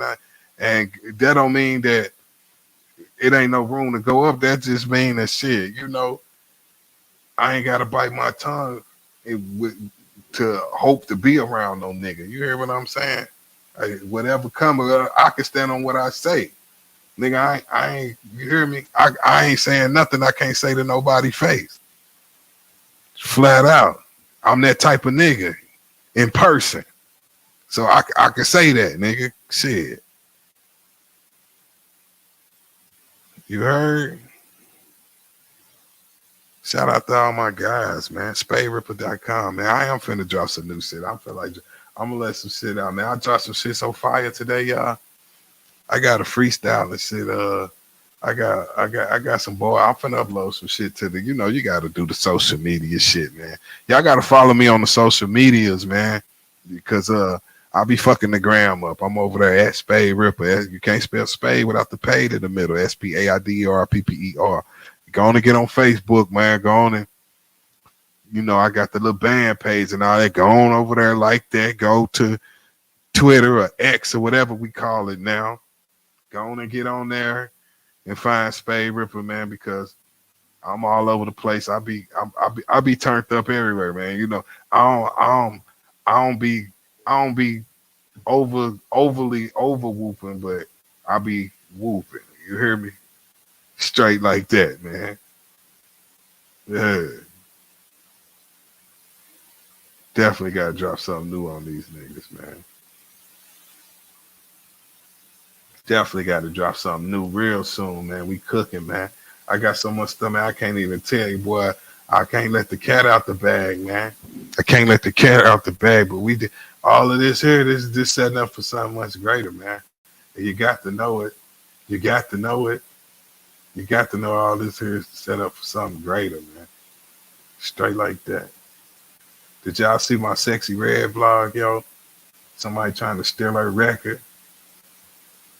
I don't know if y'all seen that, man. Motherfuckers got to, all right, when I drop the, turn the notifications on and all that. You hear me? When I drop something, y'all got to, you hear me? Y'all got to jump down on that word. As soon as you see it, y'all want to load that joint up, watch it, like, comment, subscribe, all that. All facts. I come through like a big dog. Facts. My OG saw me pimp talk. Facts. My op was talking big talk. Facts. Now his forehead Fuck the got a ops. big hole. Yo, so check it out. I met Prodigy in like the year 2000 at the Impact convention, right? So see, before the internet and shit was popular, the thing and shit, they used to have those little hip hop conventions and shit, and all the DJs and shit come, you know, the seminars and all that shit, you know, little weekend type shit. Short story short, man, yo. So it's the year like some shit, and I went to the Impact convention in Orlando, Florida, and shit, I ran into a lot of people, but specifically I want to talk about Prodigy today because he one of those rappers that I looked up to and I grew up listening to, and you know, he's influential to the game, and now he's gone. I feel like it's a whole like chapter of hip hop music, like a whole vibe and a whole style and a whole energy left with Prodigy when he left.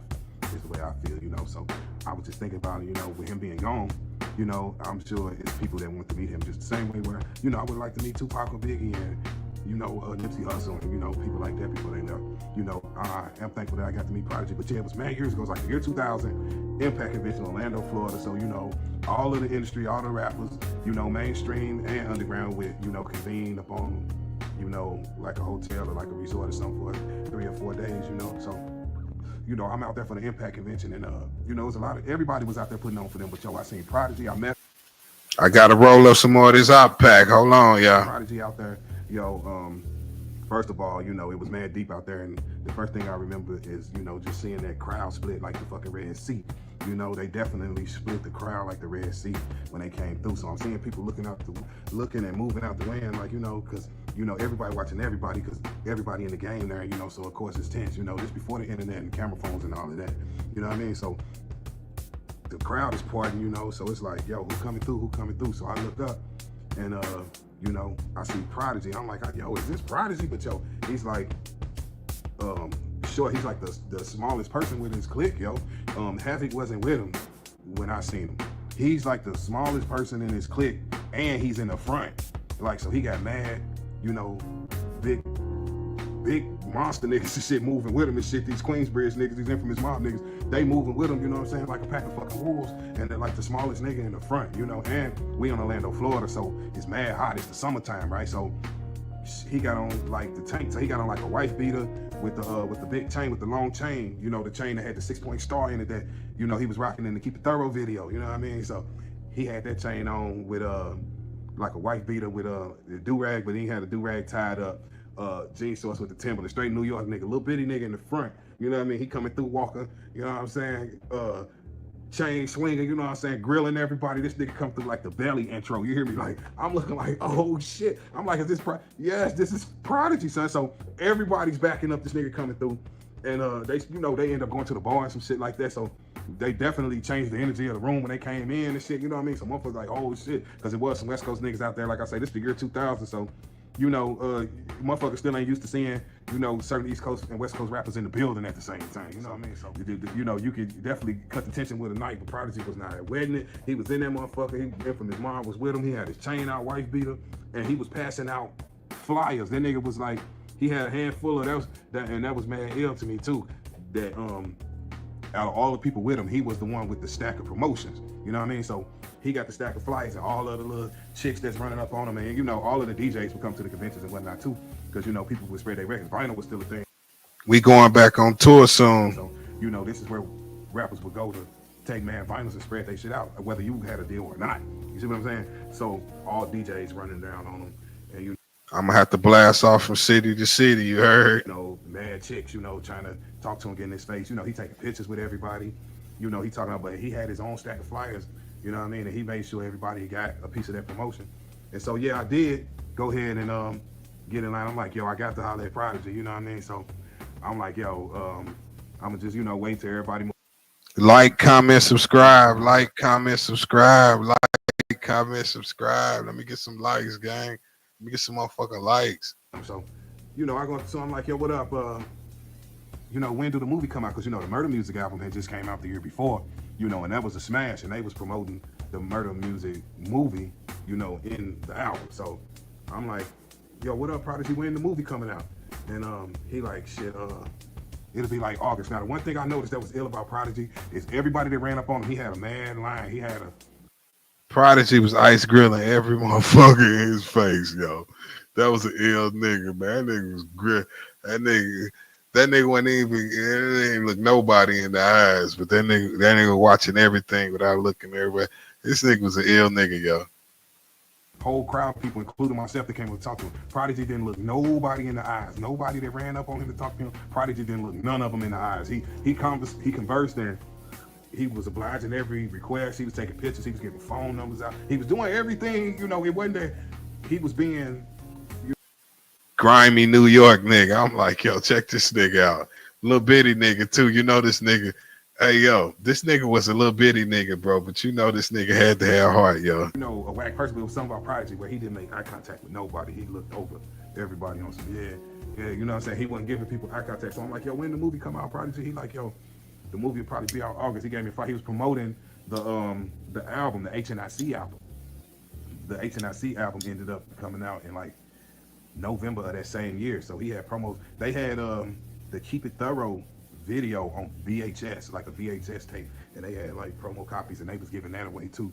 But yeah, man, I got the promotion from the HNIC album, man, and when that album dropped, I definitely bought it the same day it came out. You know, it was special to me because I had got the flyer promoting it from Prodigy's hand himself, so I know how important it is as an artist to connect with people, because I supported Prodigy to the day he passed away, and beyond that, you know, like Mobb Deep is one of my favorite groups, Prodigy one of my favorite MCs, and like I said, the game is really missing something with him being gone, yo. Like my story, I'm from St. Louis, Missouri, so my story of coming across Prodigy. Yeah, St. Louis, and to be on for St. Louis. Where y'all from? Where y'all watching from? What city? Comment your city. It might be different than others. I've been rocking with Prodigy literally since 1993, literally since Juvenile Hell, because the first time I heard of Prodigy and Mobb Deep was on the Juvenile Hell album. They had a single called Hit It From The Back.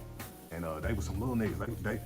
I was like 12, 13 years old when that record came out. When Juvenile Hell came out, I guess I was like 12, 13 years old. And I was under the impression that they was my age. I guess because they were so small, you know what I mean?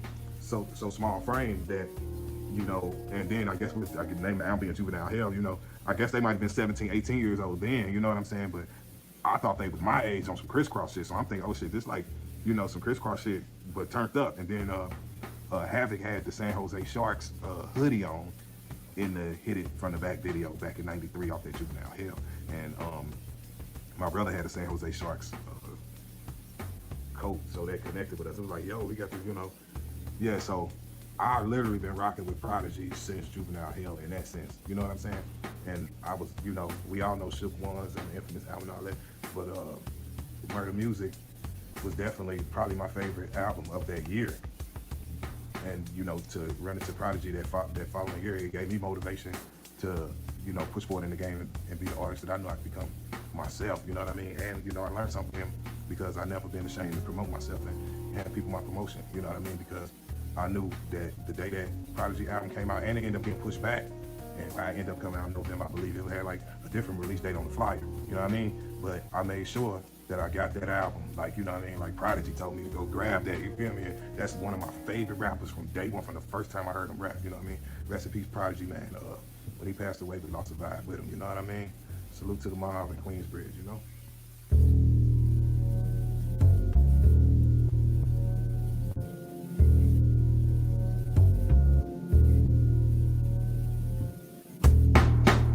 Like, comment, share, subscribe, all of that. You hear me? Like, comment, share, subscribe, and all of that. You ain't got no haters. Oh, facts. I come through like a big dog. Facts. My OG saw me pimp talk. Facts. My op was talking big talk.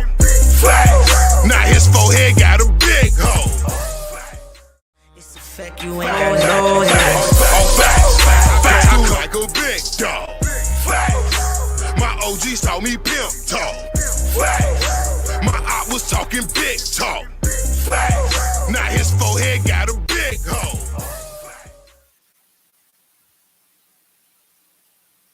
Yeah. So let's get into it. To do the show.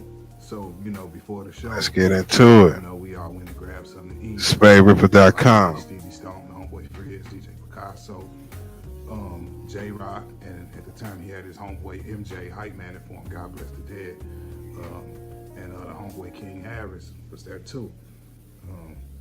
King Harris and Stevie Stone. Shout out to J-Rock for TDE. And they was relatives, you know. So, yeah, man, we all stepped down to Columbia, Missouri, went, sat down, had a bite to eat, you know, couple of drinks, you know, dinner, you know, before the show, kicking and laughing, you know. Just got to chop it up with him, you know. He was a cool guy, man. We did the show that night and all that. He tore it down. And, yeah, we definitely had a good time that night. That was up in Columbia, Missouri, man. His hype man, who was MJ, Unfortunately, by the end of that tour, he ended up getting shot. And, like, something happened on the tour where MJ ended up passing away. It was a shooting. And, you know, that's a whole tragic side story. Y'all gotta go look that up for yourself because I'm not really here to tell that story, but I can say I did get to meet MJ, break bread with him, and MJ was a good dude. So I want to definitely say rest in peace to MJ while I'm telling this story. And my guys, we was out in Atlanta with 8-Ball MJG because, you know, I still be rocking with 8-Ball MJG ever since we did the record with him and shit. So, you know, they always been good with us, keep in touch with us. So at this particular time, we shoot out to Atlanta to link up with them. They had a show, but this was the same weekend of like the BET Awards. So this was the same year where they did the ciphers or whatnot. Kendrick Lamar tore it down. When Lamar did the high five, the joke's on you, it was that BET Awards, right? So this like an after party. After, I guess they done left the awards, tore it down, all this shit. So we fall up in the party. It's, you know, it's lit. We with Ball and G, you know, so we all access on some player shit. We part of their entourage. So we fall up in there and, you know, we end up in a section on some upstairs. I wish I could remember the name of that club. We end up in a section upstairs on some balcony shit, you know, and I remember DJ Vlad was in there too. And, but yeah, just so happened that Top Dog, and they said that's TDE, them over there on the other side. Them boys was over there wild deep. Them boys was over there living it up, celebrating they win, celebrating their success. Like I say, this was the year of BET Awards when Kendrick Lamar went in there and tore that cypher down. So they was mad turn. I just remember, you know, it was a mob of them niggas and they was mad lit, but you know, I end up sliding downstairs to the bathroom. So when I'm coming back up, I end up running into J-Rock in the stairwell. He coming down. So I'm like, yo, J-Rock. Yo, it's Spaide R.I.P.P.E.R, you know, Stevie Stone's homeboy, you know, we linked up in Columbia, did the show with you. I remember we went out to eat. You know, me, you, we sit down. You remember MJ was there? Oh, yeah. I do remember, yeah, we went out to the rest. Yo, what's up with you, blood? What you doing up in here? So once he realized it was me, that's what he said. He like, what's up with you, blood? What you doing up in here? Fucked him up. He wasn't expecting to run up into me in no BET party. You know what I'm saying? The after party, you know, this some industry shit. You know what I mean? So it fucked him up once he realized we got the damn blow. What you doing up? You know, oh shit, I'm up here with 8-Ball MJG. Them my guys, you know, we moving with them. You know, they got a show out here tomorrow, so we out here a day early, functioning. You know, so yeah, that's what's up, blood. Keep it up, you know. So you know, we dapped up and shit. I told him, I'm like, yo, shit, you know, a nigga need a feature from you. You know, and he like, yeah, for sure, hit me in the, so, you know, the Instagram inbox, you know, I inboxed him, you know, we never got around to working, but he went up, you know, from there, so, you know, how shit happened, you know what I'm saying? He definitely skyrocketed. He been on the upcline ever since, you know. He dropped that album with Strange Music, so that's why he was on tour with Tech 9. That was at that particular time, you know. When I first met him, but you know, he did that one album with Strange Music, and then, you know, he moved around with TDE and, you know, kind of continued to climb. You know, he got a Grammy, I believe. Him, Kendrick Lamar Future, I believe he got a Grammy for that record. You know, every time I hear that record, I turn up, you know, and I smile when I see him out there winning, you know, because he always been the one for me out of that clique. Maybe it's because I heard of him first, but J-Rock rhymes resonate. Now, I like all the Black Hippie. You ain't got no choice but to like all the Black Hippie. Ab-Soul's a monster. You know, Schoolboy Q. I mean, who could ask for a better, you know, group member than Schoolboy Q, than Kendrick Lamar, of course. But, you know, J-Rock be spitting that funk. If you ask me, J-Rock should be hitting home, you know, and I don't think he be getting the props he deserves. And I can honestly confess that I didn't always know that Kendrick Lamar was the one. I knew he was the one because people said it, but you know, I guess I'm one of them people that had to meet the boogeyman to respect him. Now, I knew he was not, I always knew Kendrick Lamar was nice, don't get me wrong, but I did not know he was the one, or all the way 100% in agreement that he was the one until I seen the boogeyman. The boogeyman just came out of him with Drake, you know, I respect the boogeyman. You understand what I'm saying? So that's what solidified Drake on the wall. I mean, I'm sorry, that's what solidified Kendrick Lamar on the wall of fame for me. J-Rock has always been the one, and always been in the background. Like, yo, why they ain't pushing J-Rock more? Why they ain't pushing J-Rock more? But you know, Kendrick made it all make sense when he brought it home with the battle. But yeah, he is the franchise player at Top Dog. Fact you ain't got no hands. Oh, facts. I come through like a big dog. Facts. My OG saw me pimp talk.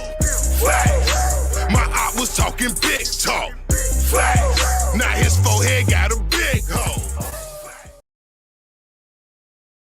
Yeah, lock in, ain't no time to waste. Forever ain't forever, my nigga, let's go. Face up, head to the sky, sun in the eyes. We ride, say Lulu. Mom, CJ's making beats again. Clocking in. Whoa. If you talking about some money, then I'm clocking in.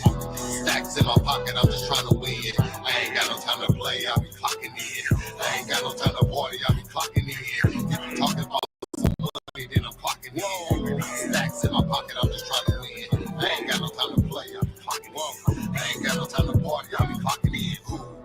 Not just rapping, I'm about the action. It either happened or about to happen. You either down or you just out here rapping. I'm not around when you clowns is acting. Breaking down the pallets, get the scales twerking. My white boys dry the shit, can't trust the mail service. The plug said fuck 10, let's see how 90 move. We locking in like we at Saints and this is 92. Spaide R.I.P.P.E.R, I'm a beast and I'm still selling ether. Tech and Nina just hit a nigga for a feature. Something endangered on my body, bitch, I'm rocking creatures. I'm clocking in, bitch. Rip. If you talking about some money, then I'm clocking in.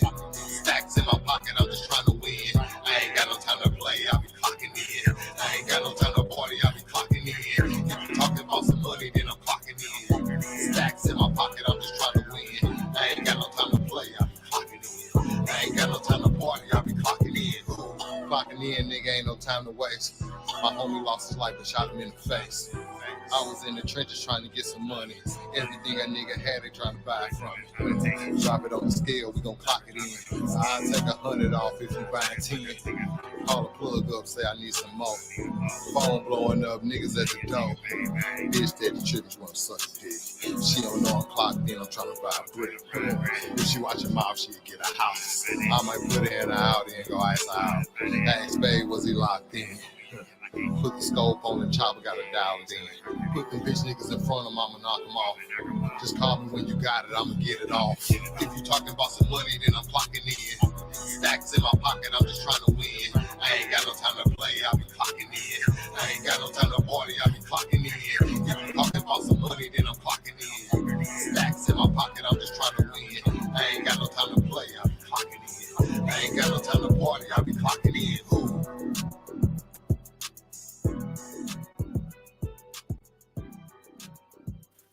Yeah, that's that joint right there. Man, y'all gotta get here. You hear me? Act like y'all know what People of America. On. You heard? SpaideRipper.com. You can't spell Spaide without the paid in the middle.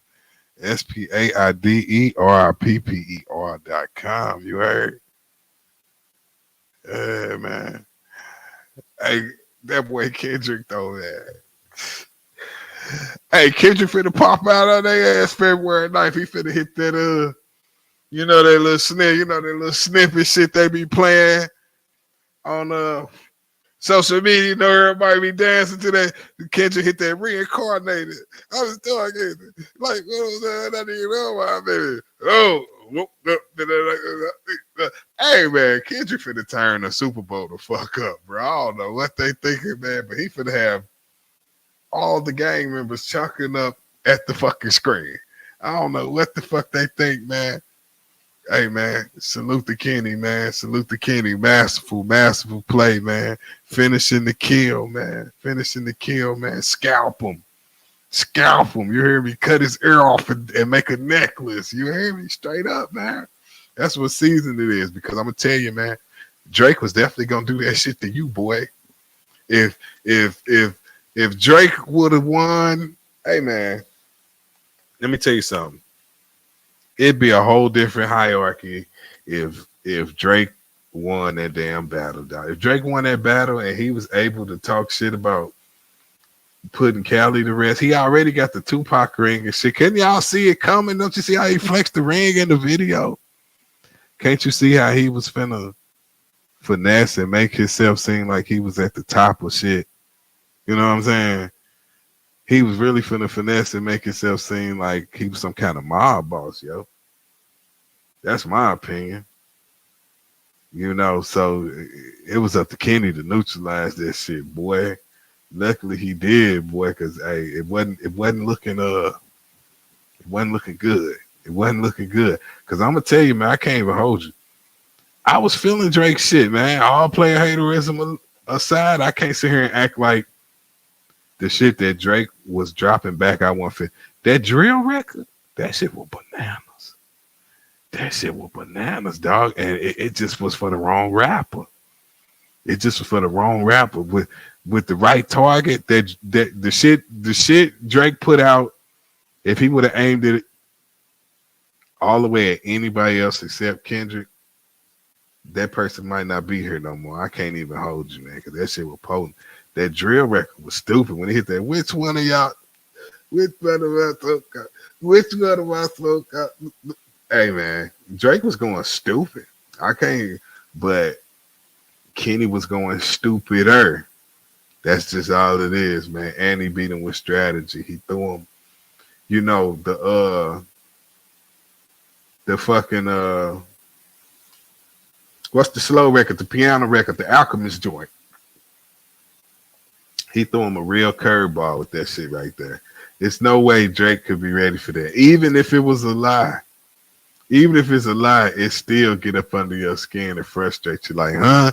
He just dropped this shit? And they buying into it. So you know that double irked them, even if it's a lie. But you know, it could be true. We don't know. That's between them. You know what I'm saying? Who knows if what I don't know. I ain't trying to know his personal business. Feel me? I got my own shit to worry about. But yeah, man. Yeah, bro. We talk about a real problem, gang. We talk about a real problem, gang. But yo, at this point, man, that's heads to bed for Drake and them niggas, man. They're gonna have to do something. They're gonna have to slide, man. Drake, you need to go sign Lil Tim. Go sign Lil Tim because you gotta understand something. NBA Youngboy in jail right now, and Quando. I believe Quando in jail too. Lil Tim just at the crib. Lil Tim doing 20 versus ones and shit. Lil Tim ain't got nothing going. Sign Lil Tim, the stepper. You understand what I'm saying? Get you Lil Tim on your side. Go sign some straight hitters, man. You feel me? Go sign you some Chicago niggas or something. Go sign Vaughn off 1700. You know what I'm saying? Or something, bro. And get you some steppers, man, because you need some niggas that's, you know what I'm saying? Because you need a body at this point. At this point, man, somebody gotta up switch. Somebody gotta up switch at this point. Somebody gotta, goddamn me, what Dazzy Beck say? Somebody gotta get nigga. Shit. We need OVO. Where the OVO nigga, the OVO tappers at? You heard? Ain't no OVO tappers, man. Hey, man. It's time for somebody to crash out, Drake, because you all a nigga that knocked your whole motherfucking metal goddamn me shoe off the Monopoly board. Just as a nigga that smacked your whole motherfucking piece you playing with off the board, nigga. Yeah, your money's still sitting there. But nigga that fan your shit off the board, gang. Go find that man. Go find that man. You understand what I'm saying? You either need to finish. You need to. Hey, ain't no more rapping, bro. Ain't no more rapping. You gonna have to beat somebody's ass. Ain't nothing you can say in the song, bro, to get back. So even all that round two, and he bodied you in the commercial, Drake. Kendrick just bodied you in the commercial, bro. When he told you it wasn't no round twos, bro.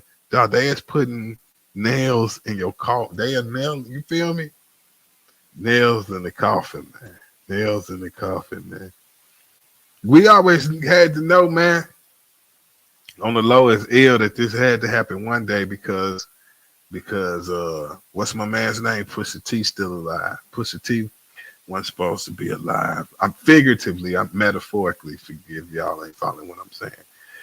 Because Pusha T really won against Drake.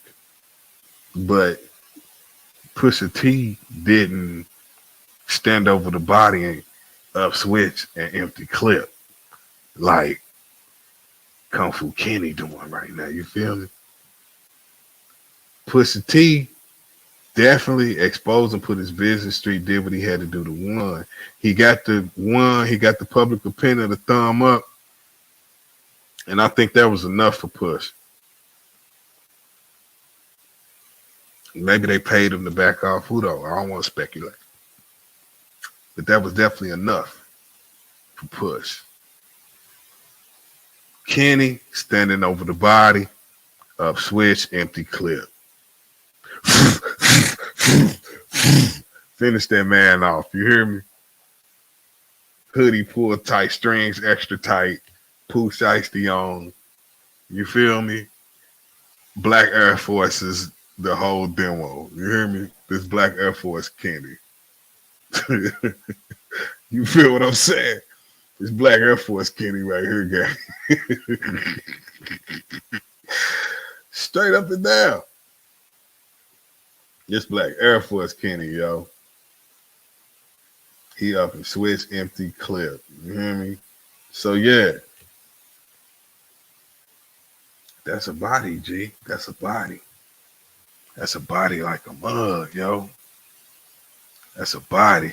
Drake, you're going to have to, Drake, you're going to have to get active. You're going to have to get active. You physical, nigga. I don't know what the Hells Angels can do for you without, you feel me? What the fuck the Hells Angels going to do, gang? You feel me? It's time now. Whatever you thought, whatever the Hells Angels was supposed to do, now it's time, gang. That's all I'm trying to say. Whatever it is that you thought they was going to do for you, now it's time for them to do that shit, man. This lineup finna be personal, bro. It's finna be disses in the lineup. Whoever, so we gonna go ahead and admit and acknowledge, right, that whoever in the lineup is Drake Ops, right? Keep an eye out, y'all, to see who the guests. And I ain't talking Dr. Dre, Snoop Dogg, and the Game. You know, YG. I'm thinking it's gonna get deeper than that. I'm thinking it's gonna get deeper than that. You feel me? We gotta really put your mind to it. You know, sky's the limit, man. What is he gonna do? What is he gonna do? What is he gonna do? If they're reincarnated, I'm a stargazer. Like, oh, I didn't know about like, hey man, y'all know that's a bop, and it ain't nothing but a sniffing, man. But that one, you know how they keep playing some shit till you like it, boy. Whoever paid for the promotion, boy. You know what I mean? But now nigga like shit. I'm ready to see the goddamn Pyru's walk to that joint. You hear me? I'm ready to see it. I'm ready to see it. I'm ready to see it, man. I'm ready for Future to pop out and hit that joint on y'all ass, man. You hear me? That Metro Boomin beat on y'all weak ass. You hear me? I'm ready for him to pop out. It's to get to the cold on you for the street. That's the shit right there. He pop out and do that, it's over. Then it's the them boys got some joints together, man. J-Rock pop out, man. Shout out to J-Rock. J-Rock pop out, man. Y'all hit that, man. Schoolboy Q pop out. Drop that.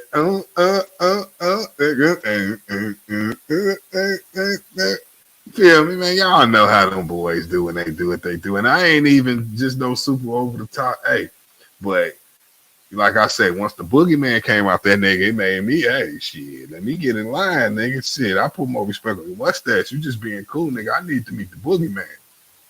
But shit, the boogeyman do exist. And shit, that nigga better, you feel me? Nigga, you only need to meet the boogeyman once throughout this motherfucker. You know what I'm saying? Shit. One thing for sure, no rapper ever again is going to test Kendrick Lamar. No rapper ever again. This is Kendrick one and only battle. Nobody never gonna play with this nigga, gang. Because the whole hip hop just seemed that he ain't the nigga to play with. He ain't the nigga to play with, yo. They talking about Jay-Z, the ops to Drake now. What was so Jay-Z should have let Drake. Jay-Z should have let Drake open, or I mean, do the halftime show. Drake, I don't see how that would be a good look. Drake better take his ass back on Saturday Night Live and make fun of himself. Drake need to go to Saturday Night Live and make fun of himself. He need to go to Saturday Night Live, make fun of himself. Then, you know, roast yourself out of it. That type of shit help. You know, the comedy roast type shit. He need to go there and clown himself because he probably need to get the laughs out, man. Nobody caring about no 100 gigs, none of that shit. Like, that shit crazy, man. Well, he should have been put that shit out. They put 100 gigs out like that nigga gone already or something. Like that's some shit you drop after the nigga gone. You know what I'm saying? Like all these memories of, man, shit. Ain't nobody watching that shit, not that I know of. If DJ Academics wouldn't oil it up, I wouldn't know nothing about it, gang. And that's just real. Ain't nobody in real life coming and saying, hey, you seen this 100 gigs? Man, nobody tripping off of that. It's not that. Respectfully, it's just not that. It's just not that, you know? Motherfuckers need to get it to that, but that ain't it. You heard? That's just how it go. Bro, he out of style, man. I know it hurt. But he out of style. For real. He's sick about it, too. I know he is. Come through like a big dog. This that shit'll be on there. Somebody try to steal Sexy Red song, man. Ain't nobody. I'm the first nigga to do this, man. So if anybody steal it, y'all know where y'all seen it first. Hey, yo, it's your boy Spaide R.I.P.P.E.R, man, the original People's Champ of St. Louis. Hey, look, check it out, man. I think somebody trying to steal one of Sexy Red records, right? I've been looking at this on the internet, man, and there's something weird going on with this record. I wonder if she hip to it, and if she ain't, man, I hope she figure it out and figure out who the worm is, man, that'll do something like this. Look, so check it out. Sexy Red just dropped this record. It's called You Know What to Do. I guess it officially came out on September 5th of 2024, right? So the record hot, but see, Sexy Red, she be previewing her records while she in the studio, man. You know, and I really put some respect on her mustache for doing that, because especially female rappers don't be doing it. They be, you know, getting rolled for, and you know what I mean? Sexy Red be, you know, showing you them joints. Them records be out 30 days later, you know what I mean? 90 days later at the max, she be working and dropping her records, you know what I'm saying? So boom, she go live, you know, in the studio, and I believe what they did was recorded her on the live or recorded the record from off the live or something, because it don't sound like a crispy master copy. Now, first they dropped her record on a page called Sexy Block. Now, it definitely had a picture of her as the avatar and all that, but now that the official record out and I go back to that Sexy Block page, it's missing. So, you know, she might have got that when he raised her. I don't know what's going on. I'm just saying, oh, this is a possibility. Now, see, somebody then double back and re-uploaded her record again on this page on YouTube, and it's going under Ghetto Princess, but it's Princess with 3 S's on the end, you know what I'm saying? So the Ghetto Princess page have uploaded her record, and it's still low quality, but they changing the tempo of the record where they speeding it up in certain sections and slowing it back down in certain sections. Is probably so, you know, the algorithm don't catch it and read it as a copyrighted song. You know what I'm saying? Now that the record is officially out, you see what I'm saying? So they probably trying to duck, you know, the algorithm. They probably trying to duck the record getting blocked. And whoever doing this, I would probably imagine they a DJ or got some kind of DJ sense. At the minimum, they gotta have some kind of studio sense as far as from an engineer standpoint or something. Or like, what is it that gave them the sense to slow the record up, speed it down, speed it up, slow it down, speed it up, slow it down, to I guess kind of trick the computer so it don't read the copyright. You know what I mean? So they dropped her version of You Know What to Do on August 18th. And it say the main artist is Ghetto Princess and the lyricist is Julian Myers. And it's a topic page auto-generated by YouTube. So they done had this faulty version out apparently since at least August 18th, and Sexy Red dropped an official version of this record called You Know What to Do on September 5th. So it's something weird going on, man. I think somebody trying to steal some of her streams, steal some money. Sexy Red, get on top of that. If this ain't your people's, or you know, if this don't sound right, if you don't know nothing about it, then it's time to get to the bottom of that. You know what I mean? Because somebody doing something weird, you know, and you gotta be a whack person to want to steal from a woman who making money for her kids and her family and stuff, gang, regardless of what y'all think about it as a person. Y'all don't know her as a person, man. She out here on the grizzly getting money for her kids and her family, man. So you really a scumbag, man, if you're somewhere trying to pirate some money from this lady, man. Y'all need to get it together, man. It's the Original People's Champ St. Louis Spaide R.I.P.P.E.R, yo. Like, comment, share, subscribe. That's why I'm the nigga to support. That's why I'm the nigga. That's why I'm the nigga, bro. If you got bombs, drop a bomb for me, please, bro. Hey, that's why I'm Fuck you ain't got no hands. Oh, facts. I come through like a big dog. Facts. My OG saw me pimp talk. Facts. My op was talking big talk. Facts. Now his forehead got a big hole.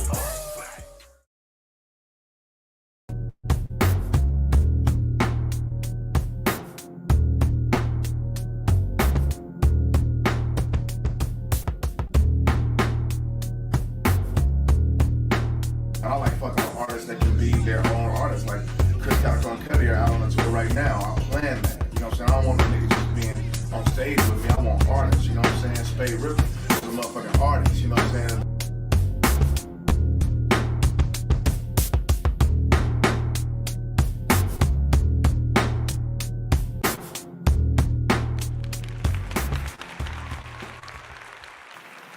You know, I'm gonna say like this, man. It's wild hard being a Meek Mill fan, I tell you, man. And I'm a straight Meek Mill fan, dog. But yo, Meek Mill always take a hit, you know, to his I guess his public profile or whatnot. You know what I mean? It's like, what do you be doing, bro? It's like 1 minute it seemed like you got a manager in public relations, and the next minute it seemed like not, you know. I'm looking and I see Meek Mill going through it with Whack 100, man. Shout out to Whack 100. You know, he from LA, man. You know, LA ain't no joke, man. Them boys out there, they serious business, man. You know, but Meek Mill trying to have an attitude with Whack 100 because Whack 100, I guess, brought Loose Cannon, his cat Loose Cannon on the No Jumper podcast so he could talk about, you know, whatever he had going on. He brought up Big U and Nipsey Hussle, and he ended up bringing up Meek Mill and said he called Rick Ross and had Rick Ross drop a bag in order to get Meek Mill out of sticky situation out of LA. I guess Loose Cannon was saying he pressed him or he might have robbed him or something, you know what I mean? So it was all bad for Meek Mill, I guess. You know.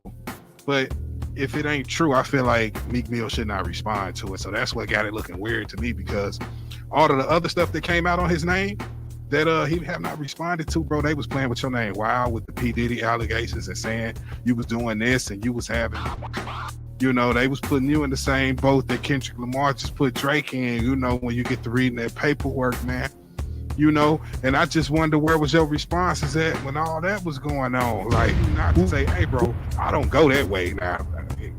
Court case or no court case, man. I don't go that way, you know? So it's like, did somebody stop you from commenting on that? And if somebody can stop you from commenting on that, then how come somebody could not stop you from commenting about a robbery that didn't happen, quote unquote, if it didn't happen? You see what I'm saying? So you jump on the internet and you get it back sparking, like you don't have to go to LA to get no money, you know? I'm wondering what the Meek Mill tour dates is looking like. I'm really wondering what the Meek Mill tour dates is looking like. And it's like, you're not going to California to get no money, big dog? Man, you know, you might have to see them guys, man, and that could turn out to be real ugly, you know. God be with you. When you get to California, big dog, you know, his social media video of this cat, Ayatollah Marv.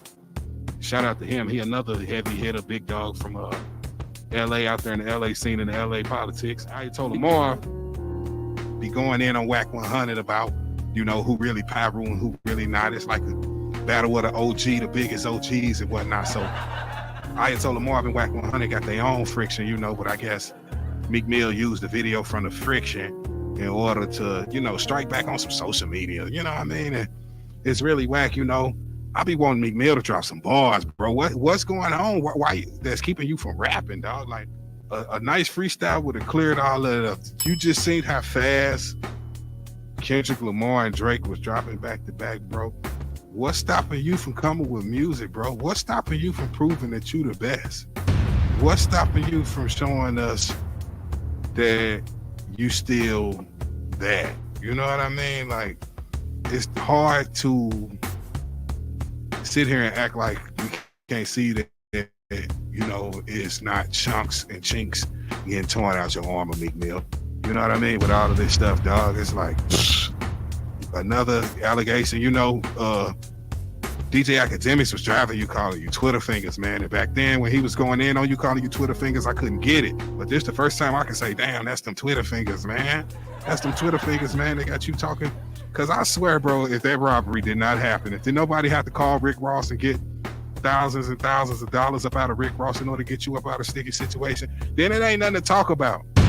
Because, and I'm only saying that because your logic is obviously, if you didn't do nothing weird with P. Diddy, then it ain't nothing to talk about, right? So if it ain't nothing to talk about with that, and your manhood is in question, then why is it something to talk about a little ghetto petty robbery, if it even happens? That's what got me saying, yo, well, Meek Mill must have got robbed.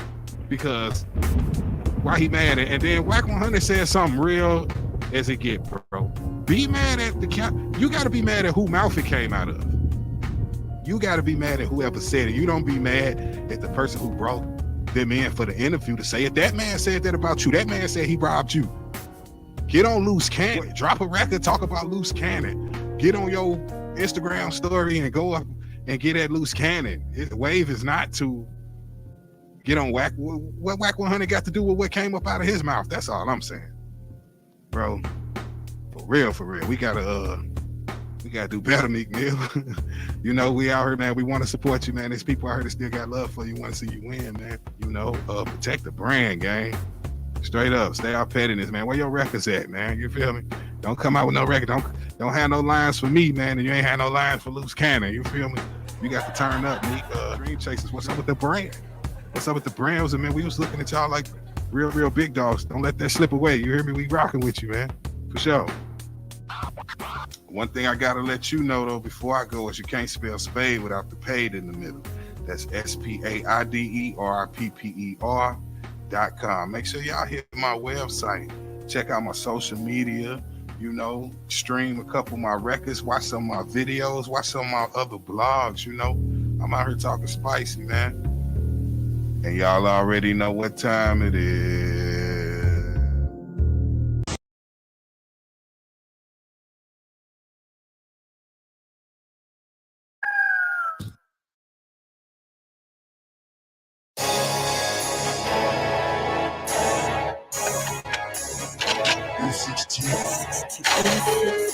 Production. Grab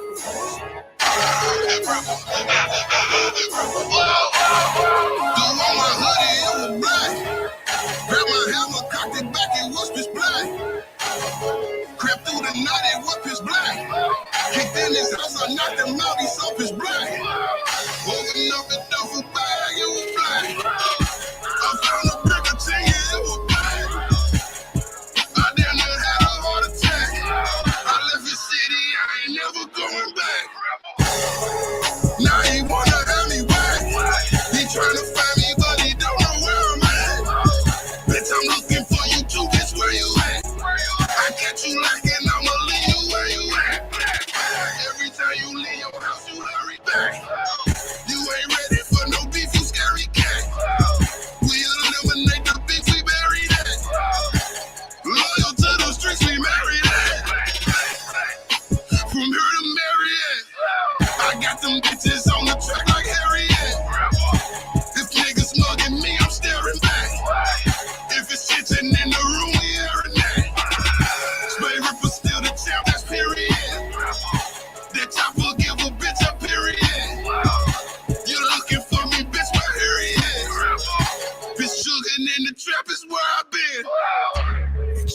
play me, I'ma do him in.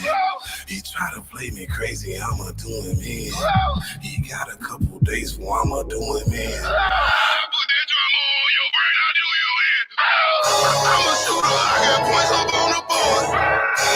If you ain't shooting back, well then I'm throwing. You don't want no beef cause you too naughty. That chopper make my eyes see null and void. I got the on the dirt bike making noise. I'm flying through the park, shoot up them boys. But the Willie dumping rounds from the 40. Shots and shoot a lot, but you in order. We set up shot right on your corner. We got that loud, we dumping pounds for the bar. Bitch, we got everything you want. I have my secretary take your order. Bitch, I'm a boss, don't take no orders. Bitch, I can't hold your hand, you ain't my daughter. We got them wild mouth gators straight from Florida. Bitches scared to drown and don't get in the water. Shout out my bitch, oh yeah, she is so gorgeous. Bitch, fuck the police, kick my door, go get a warrant. The police get it too, if they want it. If I ain't selling white, I'm selling boarded. Bitch, we got that flank, we got that dance. My shooters all look sick, they all wear masks. Somebody take from me, bitch, I won't answer. That chopper in your face, give you your manners. He try to play me, I'ma do him in. He try to play me crazy, I'ma do him in. He got a couple days for I'ma do him in. Put that drama on your brain, I'll do you in.